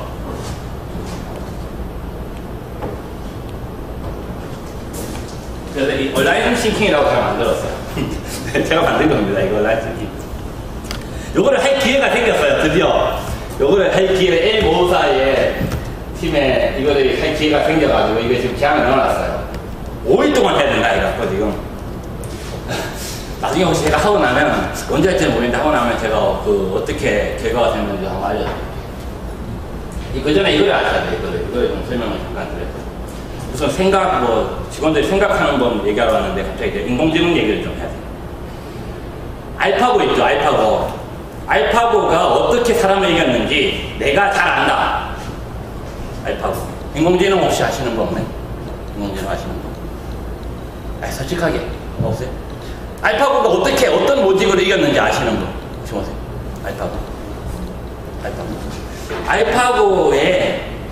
알파고에 있는 거 뭐 다 나머지 다 떼버리고, 나머지 소프트웨어, 하드웨어 다 떼버리고요. 뭐 하드웨어 가속하려면 GPU도 있어야 되고, 뭐 어쨌든 많이 있는데 다 떼버려요. 다 떼버리고, 알파고의 본질 하나만 얘기하라 그러면 이게 이거예요. MCTS, 몬테카를로 트리 서치예요. 몬테카를로는 아시죠? 그 모나코에 있는 도박 도시입니다. 지금 우리 여기 그 홍콩 옆에 있는 거 뭐죠? 마카오 같은 도박 도시예요. 거기에서 우리 가장 유명한 도박사의 오류 아시죠? 도박사의 오류.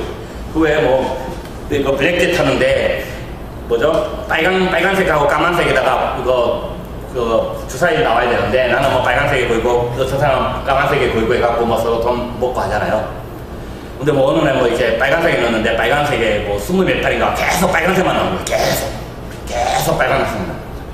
그래가지고 뭐 20몇 판째 어떤 사람은 다음에도 나는 빨간색 나올 거다 하는데 혼자 걸었고, 나머지 사람들은 앞에서 20몇 판이나 빨간색이 나왔으니 이번에는 까만색이 나올 거야 해갖고 전부 까만색이 다 걸었죠. 뭐가 나왔습니까? 모르세요? 들어봤어요 우리? 이거? 아시죠? 다 아시잖아요 이네요. 그러면?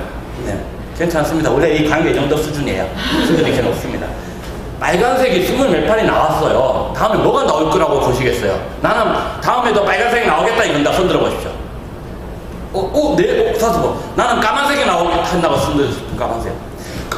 까만색이 정상이잖아요. 까만색이. 가위바위보를 해요. 가위바위보. 자, 가위바위보. 예. 계속 이거 보만 내세요. 보만. 가위바위보. 자, 20몇 판 했어요. 자, 이제 뭐를 낼까요?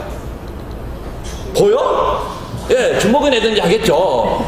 그렇잖아요. 어떻게 같은 게 20몇 판 연속으로 일어날 수가 있냐고요. 똑같은 일이. 여러분들 동전을 던졌는데 앞면이 20몇 판 나올 확률이 많겠어요? 20몇 판 후에는 뒷면이 나올 확률이 많겠어요? 그렇죠. 그게 오류죠. 도박사의 오류 유명한. 앞에 일어난 모든 일들은 지금 현상하고는 아무 관계가 없는데 사람들은 앞에서 계속 앞면이 나왔기 때문에 이번에는 뒷면이 나와야 된다고 생각하는 그게 도박사의 오류예요. 그거 나오면 이거 몬테카를로 가지럽니다. 잠깐만 이거 시간이 안 되겠는데 이거 큰일 났네.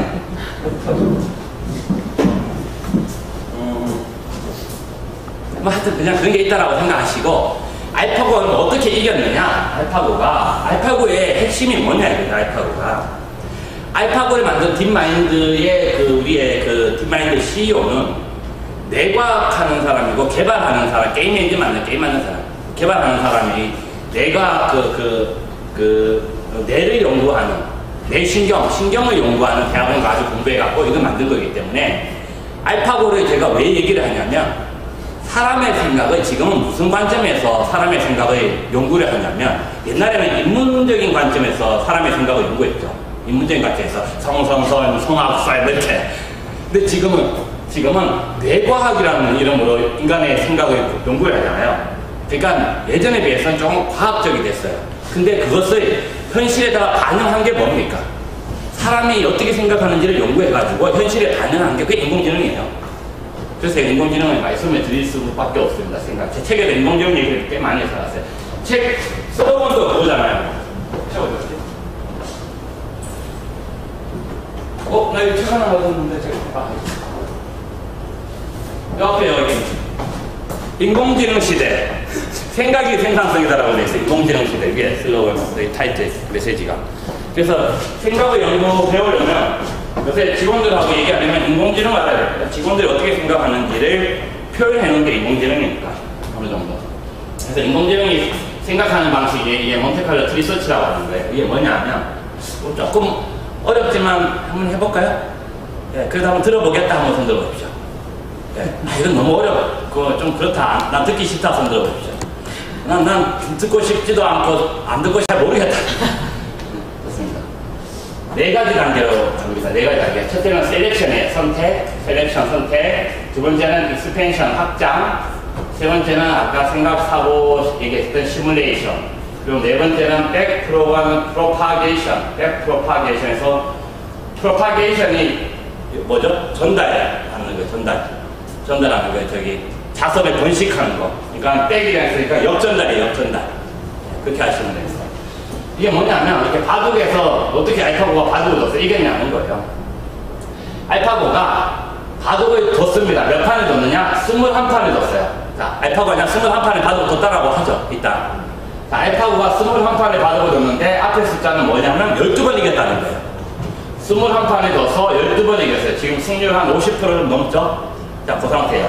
근데 알파고가 이렇게 승률 나오기까지 세 가지 전략을 썼어요. 세 가지 전략을. 근데 이 세 번째 요 전략으로 세 판을 떴더니 한 판도 못 이겼어요. 이해했죠? 그 다음에 요 전략으로 했더니 8판을 떴는데 5판을 이겼어요. 근데 요 전략을 썼더니 10판을 떴더니 7판을 이긴 거예요. 자, 그러면 다음에 여러분은 어떤 거를 해보시겠어요? 얘를 해보겠죠? 그죠? 자, 그래서 요걸 해가지고 또 전략을 2개가 있는데 2개를 했더니 요걸 했더니 4판에서 2판밖에 못 이겼는데 요 전략을 썼더니 6판 중에서 5판을 이긴 거예요. 그래서 또 2개의 전략이 이렇게 나온 거죠. 근데 요걸 썼더니 3판 했더니 2판 이기고 이건 3판 했더니 3판 이긴 거예요. 이해하시겠죠? 이거 로또. 자, 요게 전략 선택이에요. 전략 선택. 자, 어떻게 선택한다고요?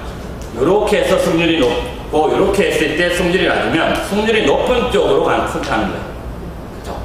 승률이 높은 쪽으로 선택하는 거예요. 물론 얘를 정확하게 더 이해하려면 앞에 랜덤이라는 걸 알아야 돼. 랜덤인데 그거까지는 놔두고 나중에 폰테카를로 트리서치라고 내가 검색해서 물어가시다가 검색해서 한번 보세요.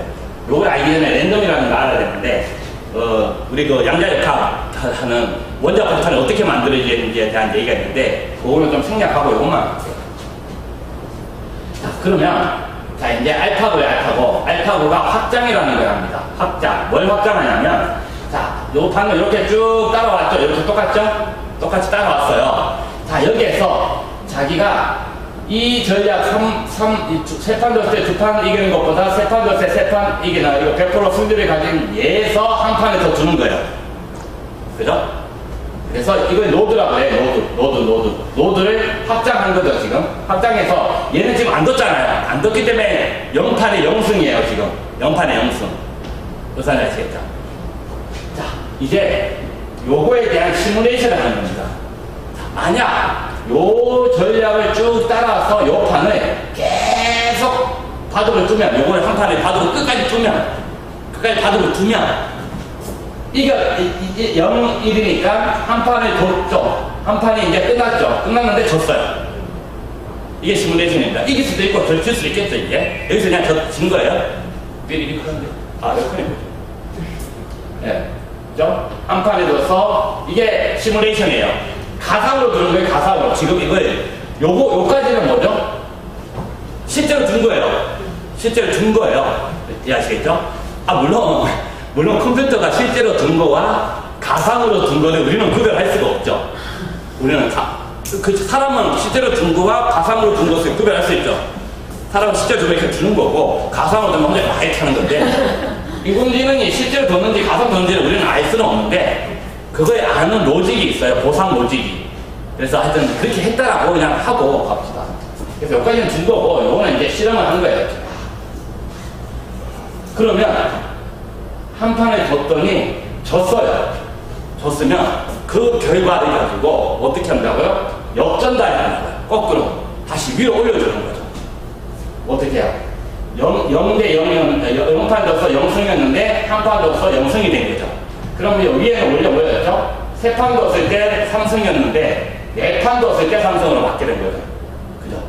여기에는 원래 6판 뒀을 때 5승이었는데 여기는 한 판을 더 뒀기 때문에 7판, 그리고 이기지 못했기 때문에 5, 7 그대로 이렇게 올라가는 거예요. 이게 몬테카를로 트리서치. 이게 여기 보면 이게 바둑을 주는 거잖아요. 바둑 이렇게 쭉쭉쭉 나가는 얘를 지금 바둑에 실제로 이렇게 두는 방식을 로지컬하게 설명해 놓은 게 이거예요. 같은데? 그러니까 이걸 왜 사고하는데 이걸 얘기하냐면 사람도 원래 이런 식으로 해야 된다는 거야. 원래 사람도 사고라고 하는 게 원래 이런 식으로 한다는 거야. 원래. 그러니까 무언가 내가 생각에 대해서 무언가를 선택을 해서 뭔가 임의로 이런 걸 한번 해볼까? 또는 이런 질문을 한번 해볼까? 또는 이거에 대해서 뭔가 의문이 있는데 라고 생각을 뭐 한다고요? 확장하는 거죠. 생각을 확장하는 거죠. 원래 내가 들어온 지식이 요만큼이었어요. 요만큼. 들어온 지식은 요만큼이었습니다. 요거를 내가 그대로 갖고 있으면 이게 강이잖아요. 근데 여기에서 뭔가 좀 이상한 게 있는데 하고 조금 틈을 좀 열어가지고 조금 생각을 조금 더 나가보려고 더 확장을 시키는 게 론이잖아요. 론. 자, 그때 어떤 방식으로 한다고 그랬어요? 제가 thinking simulation 한다고 그랬잖아요. 그래서 본인이 내가 만약에 이거에 대해서 질문을 던지면 아니다라고 하면 상대는 어떻게 반응할 거냐? 이것을 시뮬레이션 하는 거예요. 그래서 여러분들 가끔 합니다. 우리 한 뭐 몇천 명 있는 컨퍼런스에서 누구죠?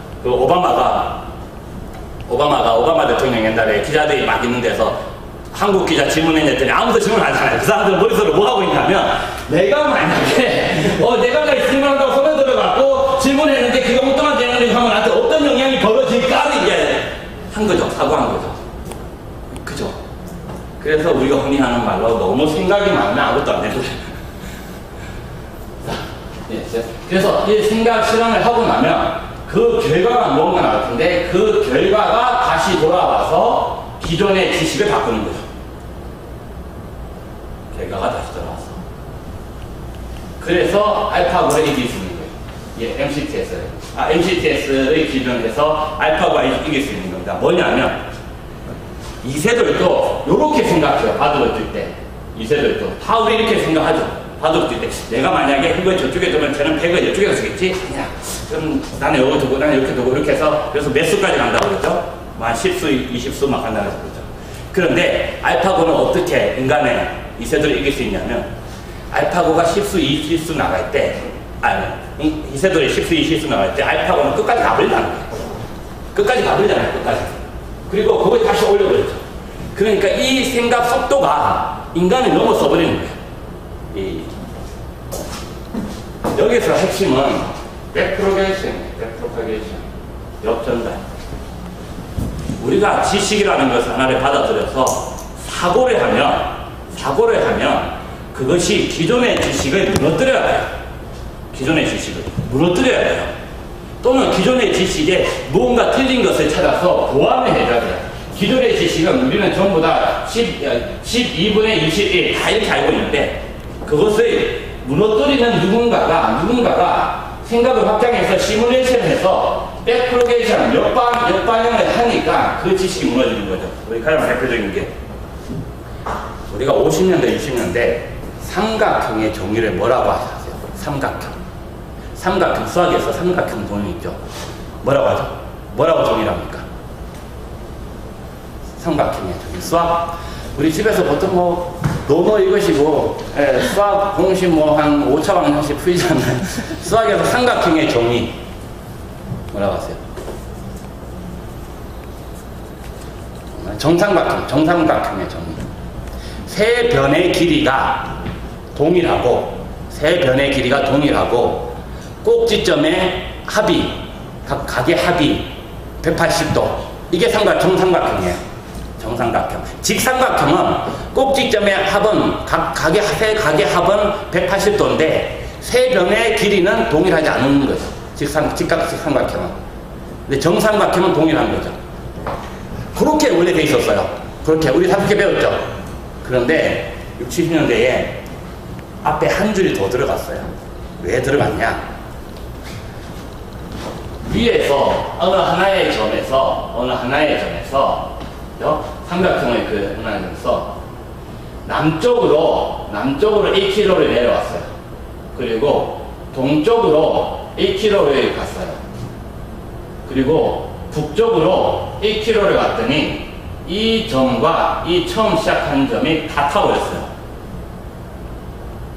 어디죠? 북극이죠. 북극에서는 세 변의 길이가 똑같잖아요. 1km, 1km, 1km. 그리고 각도가 90도씩 똑같잖아요. 그런데 왜 같은 점에서 해보냐. 그래서 수학에서 뭐라고 앞에 붙였나요? 평면상에 라고 붙였죠. 삼각형의 정의를 뭐라고 붙이냐면 평면상에서 라고 붙이기 시작했어요. 평면상에서 곡선, 그러니까 동그란 구에서는 삼각형의 정의를 내릴 수가 없어요. 꼭지점의 합계가 180도가 아니잖아요. 90, 90, 90 해서 3, 9, 20, 270도잖아요. 구에서, 북극에서 삼각형을 그리면 270도가 되버린다니까요. 그래서 수학에서 개념을 기존에 거에서 예외를 찾아내서 평면상에 라고 붙이기 시작한 거죠. 이게 이 사람이 뭐 한 거죠? 사고를 해서 지식을 진화시킨 거죠. 그러니까 사고를 한다는 것은 기존에 우리가 알고 상식으로 알고 있던 그 지식들에 안 맞는 것을 찾아가지고 보완을 시키거나 이 지식은 아니다라고 깨뜨리는 생각이라는 거죠. 그러니까 신입사원들, 우리 직원들은 무슨 생각을 가져야 되냐? 우리 직원들이 아니다라고 하고 생각을 확장해서 그들 나름대로 생각을 확장해서 스스로 시뮬레이션에서 근거를 찾아가지고 사장님한테 보고하라 이거죠. 그런데 지금은 요즘에 밀레니얼 세대 어디까지 하냐면 옛날에 우리는 학력고사 세대들은 셀렉션하고 인스펙션 이러고 끝났어요. 이러고 끝나는 거고 이제 젊은 친구들은 이 시뮬레이션까지 하는데 문제는 조직 문화 때문에 또는 회사의 어떤 특정한 압력 때문에 이 친구들이 백 프로게이션 이해를 안 한다는 거죠. 그리고 뭐 합니까? 그냥 내가 알아낸 요걸 정보를 가지고 퇴사해서 스타트업 하는 거예요. 그렇죠? 그래서 삼성에서 이것도 얘기하면 안 되나? S라고 하면 되나? 그래서 뭐 S사, H사 뭐 이런 데서 직원들이 막 나가기 시작하는 거죠. 누가 나가나요? 이런 거 찾아내는 사람들. 이런 거 찾아낸 사람들이 위에다가 본부장, 뭐 상무, 뭐 사업부장한테 얘기했더니 에이씨, 헛소리 하지 마. 이거 올리려고 하니까 안 올라가는 거예요. 투자도 안 하고. 그래서 어떡합니까? 에이, 그럼 내가 나가서 할래. 그럼 나가가지고 스타트 하는 거예요. 하는 겁니다. 우리 배달의 민족 다 아시잖아요. 배달의 민족. 또 네이버에서 디자인을 하던 사람이었어요. 네이버에서. 원래는 뭐 다른 데서 하고 거기 들어갔지만 다 대부분 다 그렇죠. 하다가 본인 뭐좀 괜찮아 이래 해보려니까 네이버 하기엔 좀 그래. 나와서 해버려야지. 원래 뭐 딴 거 하려고 했지만 어쨌든. 그래서 네이버에 있는 친구 2명하고 같이 나와가지고 시간 거의 이런 식인 겁니다. 그래서 우리 직원들한테 생각이라는 걸 하게 만들려면 직원들이 생각 잘해야 되잖아요. 요즘 같은 시대에. 기술은 순식간에 바뀌고 기술은 이게 옛날에 기술이 우리 농업기술 아주 옛날에 농업기술 그래서 24제기가 있어갖고 때가 되면 씨 뿌리고 때가 되면 물 주고 때가 되면 뭐 하는 그래서 답이 다 정해져 있을 때는 이 백프로게이션이 할 필요가 없어요. 시뮬레이션을 왜 합니까? 그래서 달력에 24제기 다 돼 있잖아요. 지금 이제 경칩에서 거기 돌이 나오는구나 이따 씨 뿌려야지 뭐 여기서는 뭐 하지 해서 뭐 하지 때 맞춰서 하기만 하면 돼요. 거기다 대고 뭐 경칩인데 뭐 이거 씨를 왜 뿌려 이렇게 아무도 얘기 안 해요. 옛날에는. 근데 지금 뭐 아이폰 뭐 5 갖고 있다가 2년 후에 뭐 7 나오고 8 나왔는데 우리 요새 5 갖고 있는 사람한테 뭐라 그럽니까? 아직도 5 쓰세요? 그러잖아요. 업데이트가 안 된 거잖아요. 업데이트가. 요새는 개발적으로 뭐 업데이트하고. 그래서 얘를 해준 직원들이 얘까지 갈 수 있게 만들어주는 게 뭐라고요? 생각하는 직원을 만드는 거예요. 요것을 제한서 있죠. 요거를 이렇게 보시면 돼요. 이거 원래 애니메이션 아닌데 애니메이션 거를 끼워가지고 앞에 것이 인공지능의 방식이기 때문에 이것을 회사에서 얘기를 하면 회사 비즈니스 랭귀지로 얘기를 하면 이런 거죠. 무언가를 선택해서 확장을 한 다음에 실험을 하고 역전달하고 역전한 상태에서 끝나는 게 아니고 요 앞에 이게 애니메이션이 원래 없거든요. 요 앞에 이러고 끝나는 게 아니에요. 바둑은 계속 반복되는 거 아니에요. 계속 한 수가 다 계속 반복이 되는 거잖아요. 그래서 이게 계속 반복이 돼야 됩니다. 계속. 이건 애니메이션 아니에요. 그러니까 계속 반복이 돼야 됩니다. 계속 반복. 그래서 우리가 만약에 신입사원의 입장이라면 이번에 제가 이걸 한번 선택해서 이런 생각을 한번 이 주제에 대해서 이런 생각을 한번 해봤습니다. 근데 제가 한번 실험을 해보니까 그 뭐죠? 저기 고객한테 가가지고 고객 미팅해갖고 고객 인터뷰를 해보니까 우리 이런 걸 좀 해야 될 것 같아요. 그죠? 거기에 대해서 제가 또 그 주제를 또 선택해갖고 또 제가 이런 식으로 좀 뭐 할 수 있을 것 같아서 그걸 또 한번 또 실험해봤더니 이런 식으로 또 우리는 또 해야 될 것 같습니다. 계속 이렇게 반복이 되는 거예요. 반복되는 거. 이거를 가장 그럴듯하게, 그럴듯하니까 좀 이상하다. 요거를 활용했다라고 하기에는 제가 이걸 나중에 만들었기 때문에 만약에 제가 이거를 한 10년 전에 만들었다면 요 방법론, 요게 린 스타트업 방법론이죠. 요즘 스타트업에서 사는 린 방법론, 에자일 방법론이죠. 빨리 해서 계속 실험해보고 실패했으면 역전 나가고 아니다 하면 다시 선택. 요거를 만약에 우리 회사에서 제안서 많이 넣으세요? 제안서 넣는데 제안서를 쓴다라고 할 때 얘를 어떻게 쓸 수 있냐 이거죠. 이 컨셉을 제안서를 쓰든 뭐 기획서를 쓰든 뭐 보고서를 쓰든 뭐 회사에서 여러 가지 업무가 있을 텐데 또는 뭐 회사에서 어떤 문제가 생겼을 때 문제 해결을 하기 위해 뭐가 있을 텐데 그거를 얘를 어떻게 쓸 수 있냐면 그게 지금 제가 그냥 온라인 싱킹이에요. 온라인 싱킹. 그래서 이거 보죠. 어디서 시작하는지는 뭐 회사마다 처한 환경마다 다르지만 거의 일반적으로는 문제에서 시작합니다. 여러분이 제안서를 쓴다고 하면 여러분한테 뭐 100억짜리 제안서 하나 내라고 해요. 이거 태평양 물산에서 이 네스트데이라는 이 2층 전체를 이런 쉐어 오피스로 쓰려고 하니까 합니다. 그래서 예산은 대충 얼마인데 당신이 이걸 어떻게 꾸미고 어떻게 운영할 건지 제안서를 내보세요라고 했어요. 그래서 여러분들이 그 제안 PM이에요.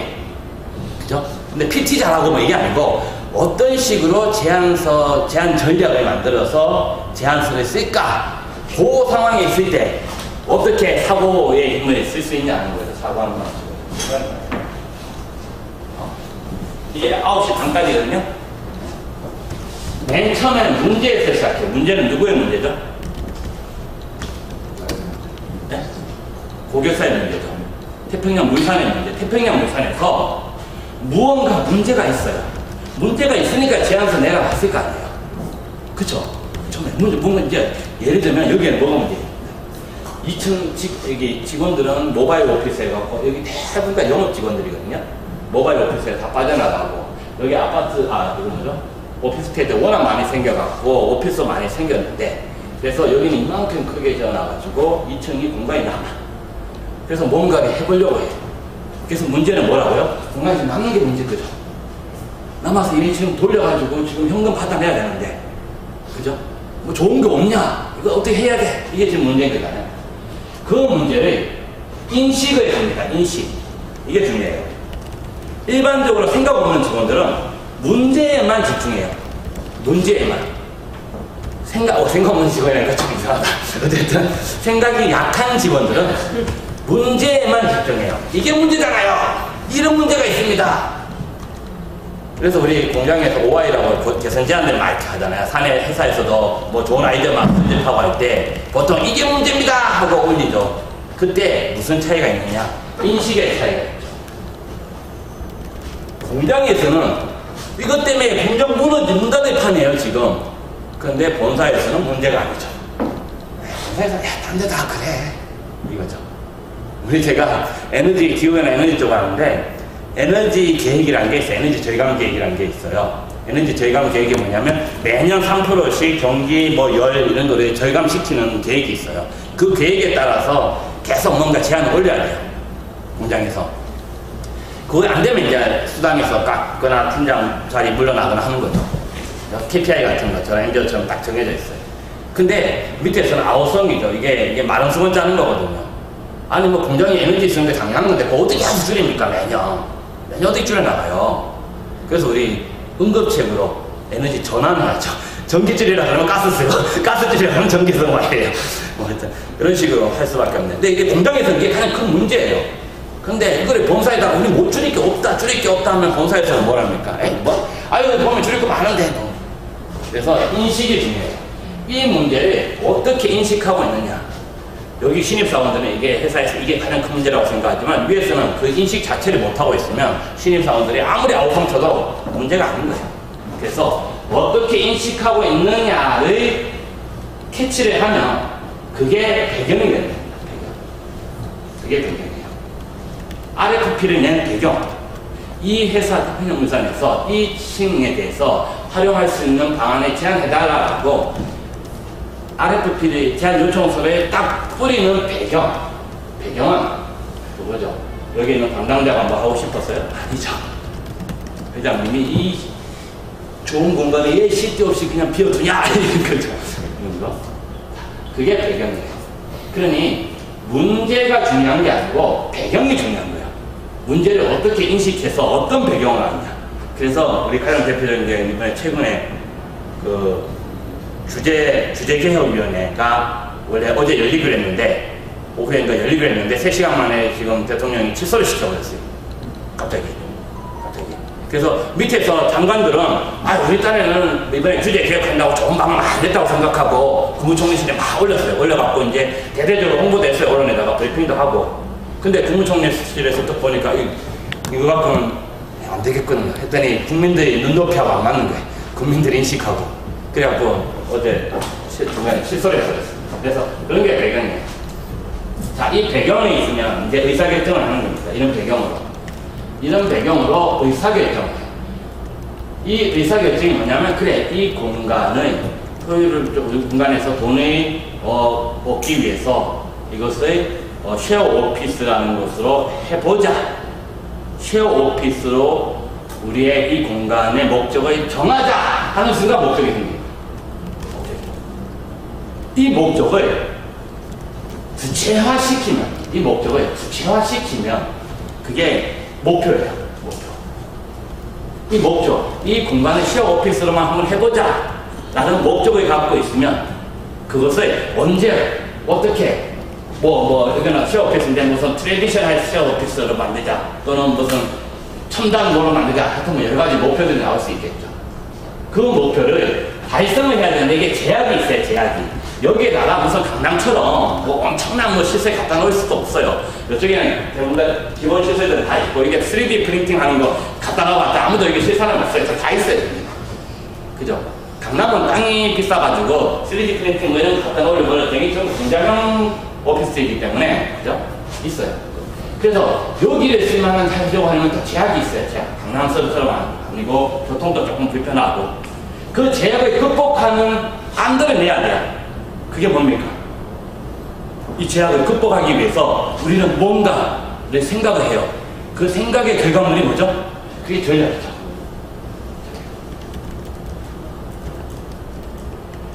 이 전략을 세워가지고 기획을 해요. 전략이라는 것을 세운 다음에 이 전략을 토대로 우리는 기획이라는 걸 합니다. 기획을 하면 뭐가 나오나요? 계획이 나오는 거죠. 그래서 우리 회사에서는 맨 위에서 어떤 문제에 대해서 인식해서 어떤 배경을 가지고 이런 걸 하라라고 CEO나 회장님들이 결정해 주시죠. 그러면 중간에 사업부나 본부 단위로 떨어지죠. 너네들 뭐 해라.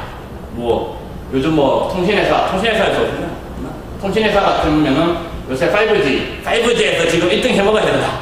자동차 같으면 요새 수소차든 전기차든 해야 된다. 그러면 이제 각 연구소에는 너는 설계해라, 생산부서에서 생산하라. 그러면 연구소에서는 또 어떻게 연구할 건지, 전략 짜야죠. 수소로 할 건지, 하이브리드 할 건지, 전기로 그냥 100% 할 건지. 그것을 기획하는 팀, 전략기입니다. 그래서 큰 회사는 본부 단위로, 사업부 단위로 전략 기획을 하고, 작은 회사는 전사 단위로 전략 기획을 하겠죠. 그래서 하고 나면 이제 계획이 나오는 거죠. 계획이 나오면 얘를 실행을 할 거 아니에요. 계획이 나오면 얘를 실행을 할 텐데, 이 실행을 잘했는지 못했는지를 알아야 될 거 아니에요.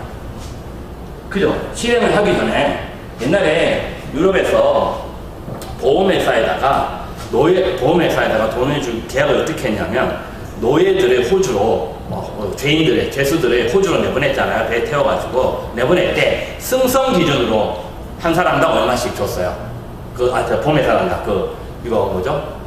배하는 회사는 뭐라 상선 회사에다가 노예나 죄수를 한 명을 태워서 호주로 보내면 돈을 주는데 죄수 승선 기준으로 그러니까 그 유럽에 떠나는 사람 한 명당 금화 $100 이렇게 했었어요. 그랬더니 어떻게 됐습니까?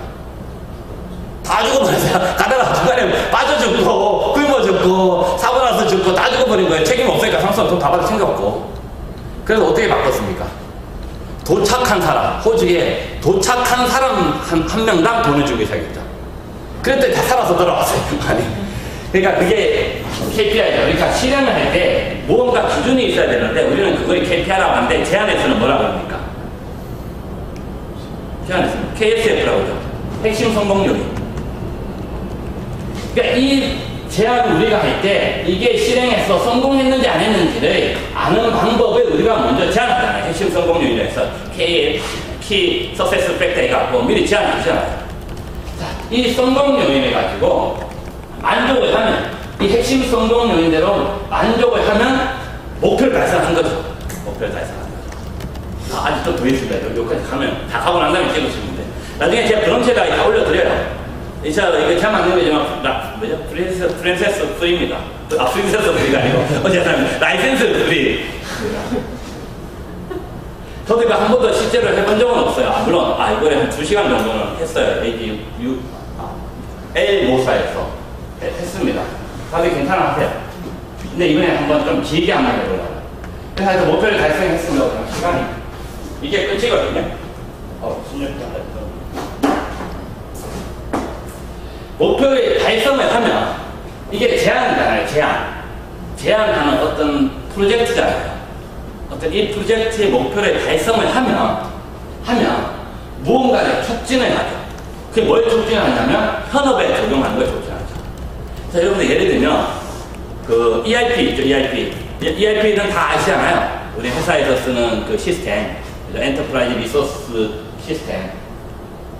그 시스템에 대해서 우리가 그 시스템을 새로 한번 SAP, SS 시스템이나 빅데이터 시스템을 바꿨어요. 바꾸고 나는 프로젝트를 했다고 쳐요. 그러면 그게 현업에서 잘 써야 되잖아요. 그래서 현업에서 그것을 쓰기 위해서 뭔가를 촉진하는 건데 이 목표를 달성하면 촉진을 하는 거죠. 그래서 현업에서 적용이 잘 되면 우리는 그것을 기대하죠. 현업에서 우리가 이거를 하고 나면 이 공간에 쉐어오피스를 이렇게 꾸미고 나면 우리의 핵심 성공 요인은 다 달성하는 건데 달성하고 나면 현업 밖에 있는 사람들이 여기에 입주를 많이 할 거라고 기대하죠. 그거의 기대 효과라는 거예요. 그런데 입주를 안 해. 이 효과가 나타나야 되는데 우리가 기대한 효과가 나타나야 되는데 효과가 안 나타나요. 아무도 입주를 안 해. 그럼 뭔가요? 불만족스러운 다시 문제가 되죠.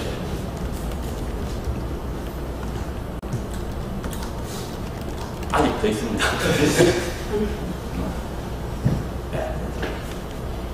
그래서 사실 불만족스러운 입주를 안 하면 어떤 회장님은 입주 안 해도 몇 명만 있어도 돼 하고 인식하고 문제가 아닐 수도 있잖아요. 그러면 근데 왔더니 이렇게 해놨는데 100실 그러니까 실이 100개를 만들었는데 입주율이 2%밖에 안 돼갖고 한 2시만 문 열어있고 나면 다 꺼져 있으면 인식 회장님이 보다가 이렇게 순시에 이렇게 하시다가 이게 뭐야 이러면 이제 이게 배경이 생기는 거잖아요. 그 전까지 아무도 말 안 하면 여기 담당자는 조용히 가만히 있죠. 몸부들이 가만히 있어요. 근데 누가 와가지고 이게 뭐야 있다위야 하고 인식하는 순간 뭔가 또 해야겠다 하는 배경이 생겨서 해야겠지 하고 시작했죠. 하는 거잖아요. 그죠? 이게 계속 돈다는 거예요. 이게 계속 돈다는 거예요. 회사에서 하는 일이라는 게 결국엔 이게 계속 도는 거예요. 무언가를 의사결정이나 뭔가를 선택하는 거잖아요.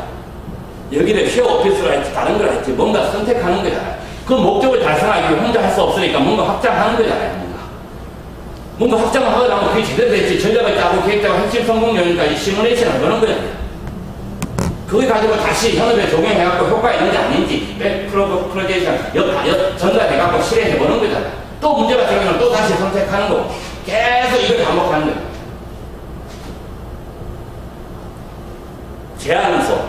제안팀에서 볼 때 이 초록색은 누가 하는 겁니까? 얘는 고객사라는 거죠. 고객사. 우리한테 발주 주는. 그래서 제안 요청서 RFP 보면은 뭐가 적혀 있습니까? 얘가 적혀 있어요. 요 파란색은 누가 하는 겁니까? 그 제안 요청서를 받아서 제안하는 사람이야. 제안하는 사람. 생각하는 직원은 이 구조를 하는 거죠. 이 구조를. 그래서 고객이 뭘 원하고 고객이 진정 무슨 문제에 대해서 어떻게 인식하고 어떤 목적을 하는지 알고서 목표를 잡고 전략을 잡고 계획을 잡고 성공률을 잡고 하는 거죠. 생각하지 않는 직원은 얘 몰라. 얘는 얘고 나는 나야. 나는 나야. 나는 나야 하는 거죠. 그래서 우리는 이거를 온라인 싱킹이라고 합니다. 온라인 싱킹. 요것을 온라인 시키는 거예요. 끊어지지 않고 하고 생각 이전의 지식이 잘못되었는지 검토를 해서 그것을 내가 시뮬레이션을 해봐가지고 옳은지 아닌지를 보고 다시 그 지식에다가 보완하거나 하는 거예요. 그래서 화살표는 지금 이쪽으로 가고 있어요. 이쪽으로 가는 것을 우리 맥킨지의 민터 피라미드 논리 구조에서 뭐라고 하나요? 이게 소와시예요. 자, 문제가 있습니다. 어떻게 하나요? 소와, 뭐 해야 돼서 이런 배경이 있어요. 이런 배경에서 뭐 어떻게 해야 돼요? 제가 결정하세요. 목표 잡으면 뭐다 뭐 해야 돼? 목표 해야 돼. 그 다음 뭐 해야 돼? 전략해야 돼. 쭉쭉쭉쭉쭉. 요 화살표. 와, 소와 시죠. 반대 화살표는요. 와 있어죠, 와 있어. 야, 이 목표 이거 왜 해야 돼? 이런 목적 때문에. 이 목적이 왜 나왔어? 이런 배경 때문에. 야, 이 배경이 왜 나온 인식한 이유는 이런 문제 때문에. 이 문제가 왜 나왔어? 뭔가 했는데 효과가 안 나와요. 이 효과 나온 게 왜 안 나왔어? 사람 적용이 안 됐어요. 왜 안 됐어? 목표가 달성이 안 됐어요. 그 목표 왜 안 달성했는데? 이 핵심 성공률을 만들 못했어요. 이거 왜 만들 못했는데? 걔 잘못했어요. 걔 왜 잘못했는데? 전략 잘못했어요. 전략 왜 잘못했는데? 목표 안 했어요. 목표 왜 잘못했는데? 목표 왜 했는데?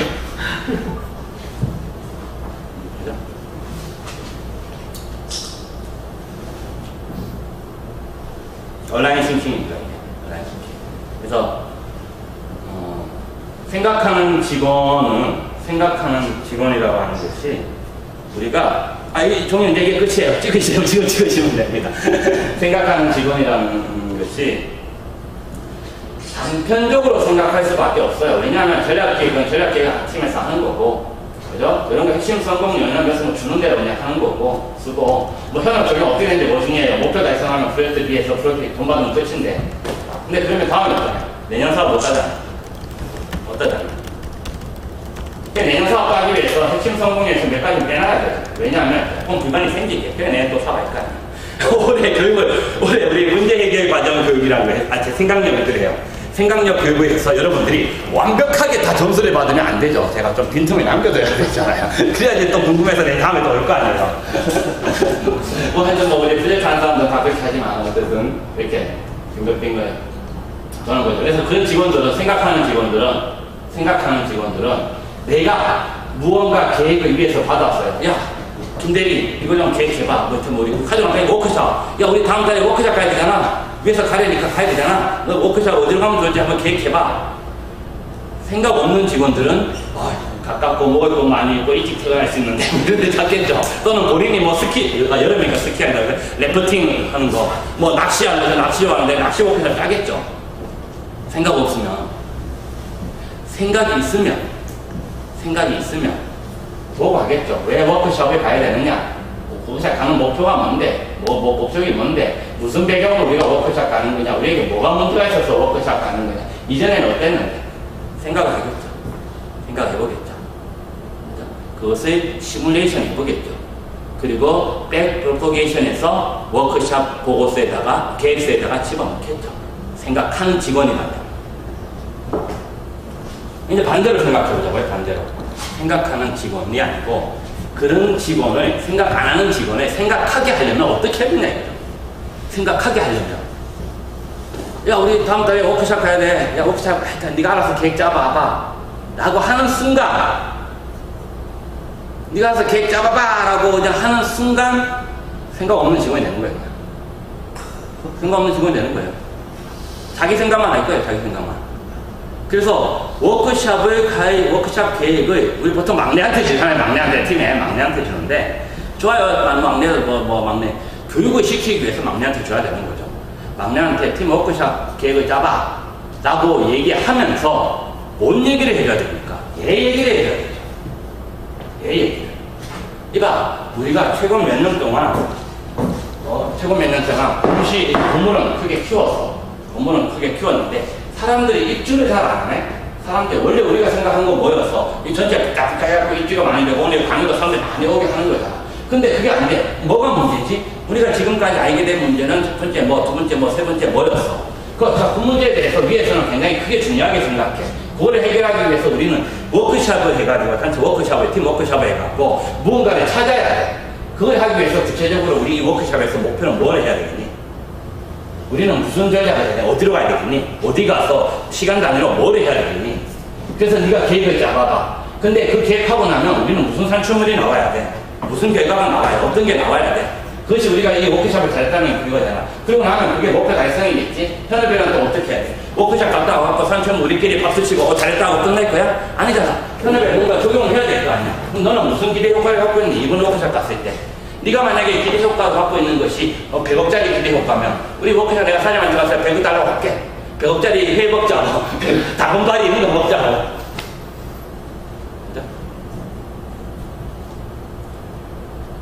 그러니까 알파고는 마무리해요. 제가 25분이네. 다행입니다. 저는 조금 길었는데 이제 어쨌든 설명을 했네요.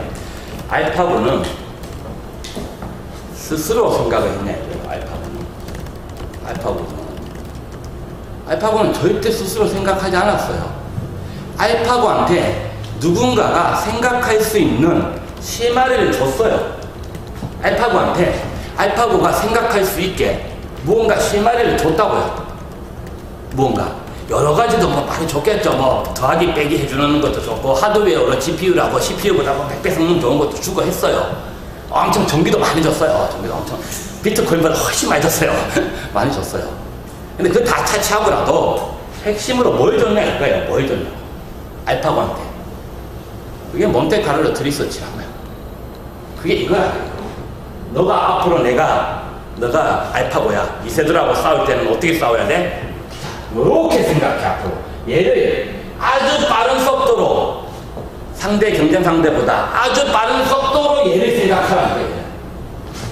그러면 무조건 이긴다는 거죠. 그게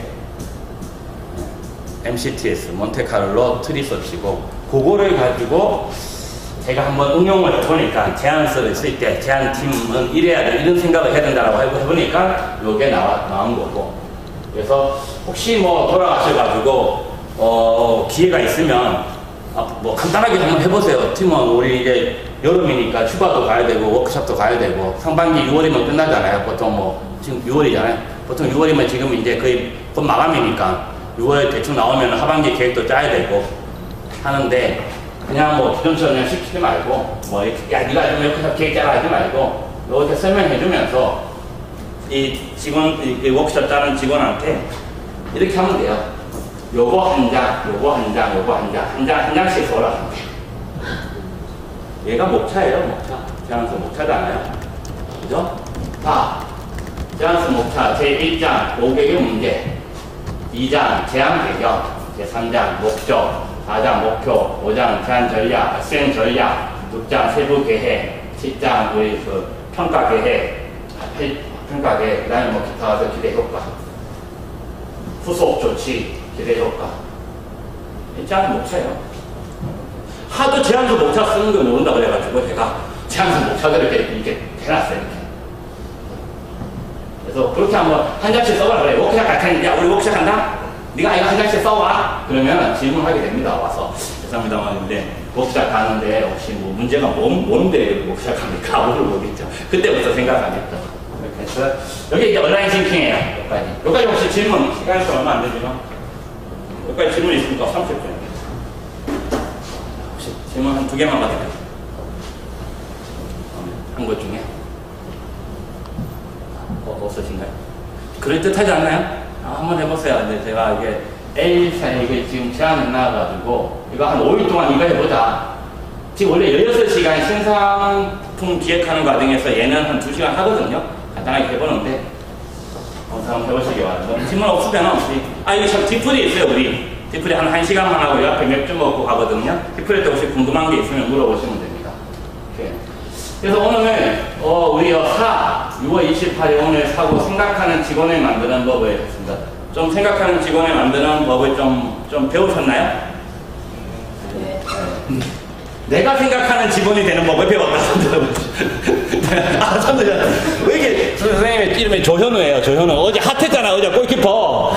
골키퍼 아주 핫했습니다. 골키퍼가. 그래서 다음 주에는 사색입니다. 사색.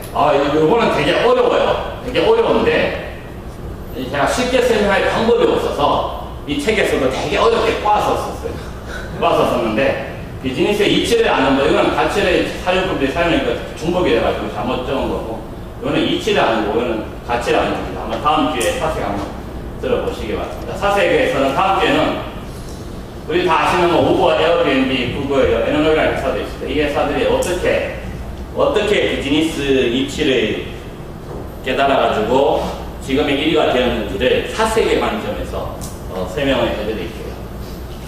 그리고 넷플릭스 있죠, 넷플릭스가 아마존과 마찬가지로 왜 이렇게 뜨게 되었는지, 그렇죠? 어떤 비즈니스의 어떤 이치를 깨달았기 때문인지 그것도 좀 설명을 드리고, 이거는 스타트업의 아이디어, 그러니까 벤처, 새로운 사업하는 사람들의 아이디어의 원천이 어디냐 하는데, 이거는 이거예요. 프라이어 워커 익스피리언스, 이전 경험이에요, 이전 경험.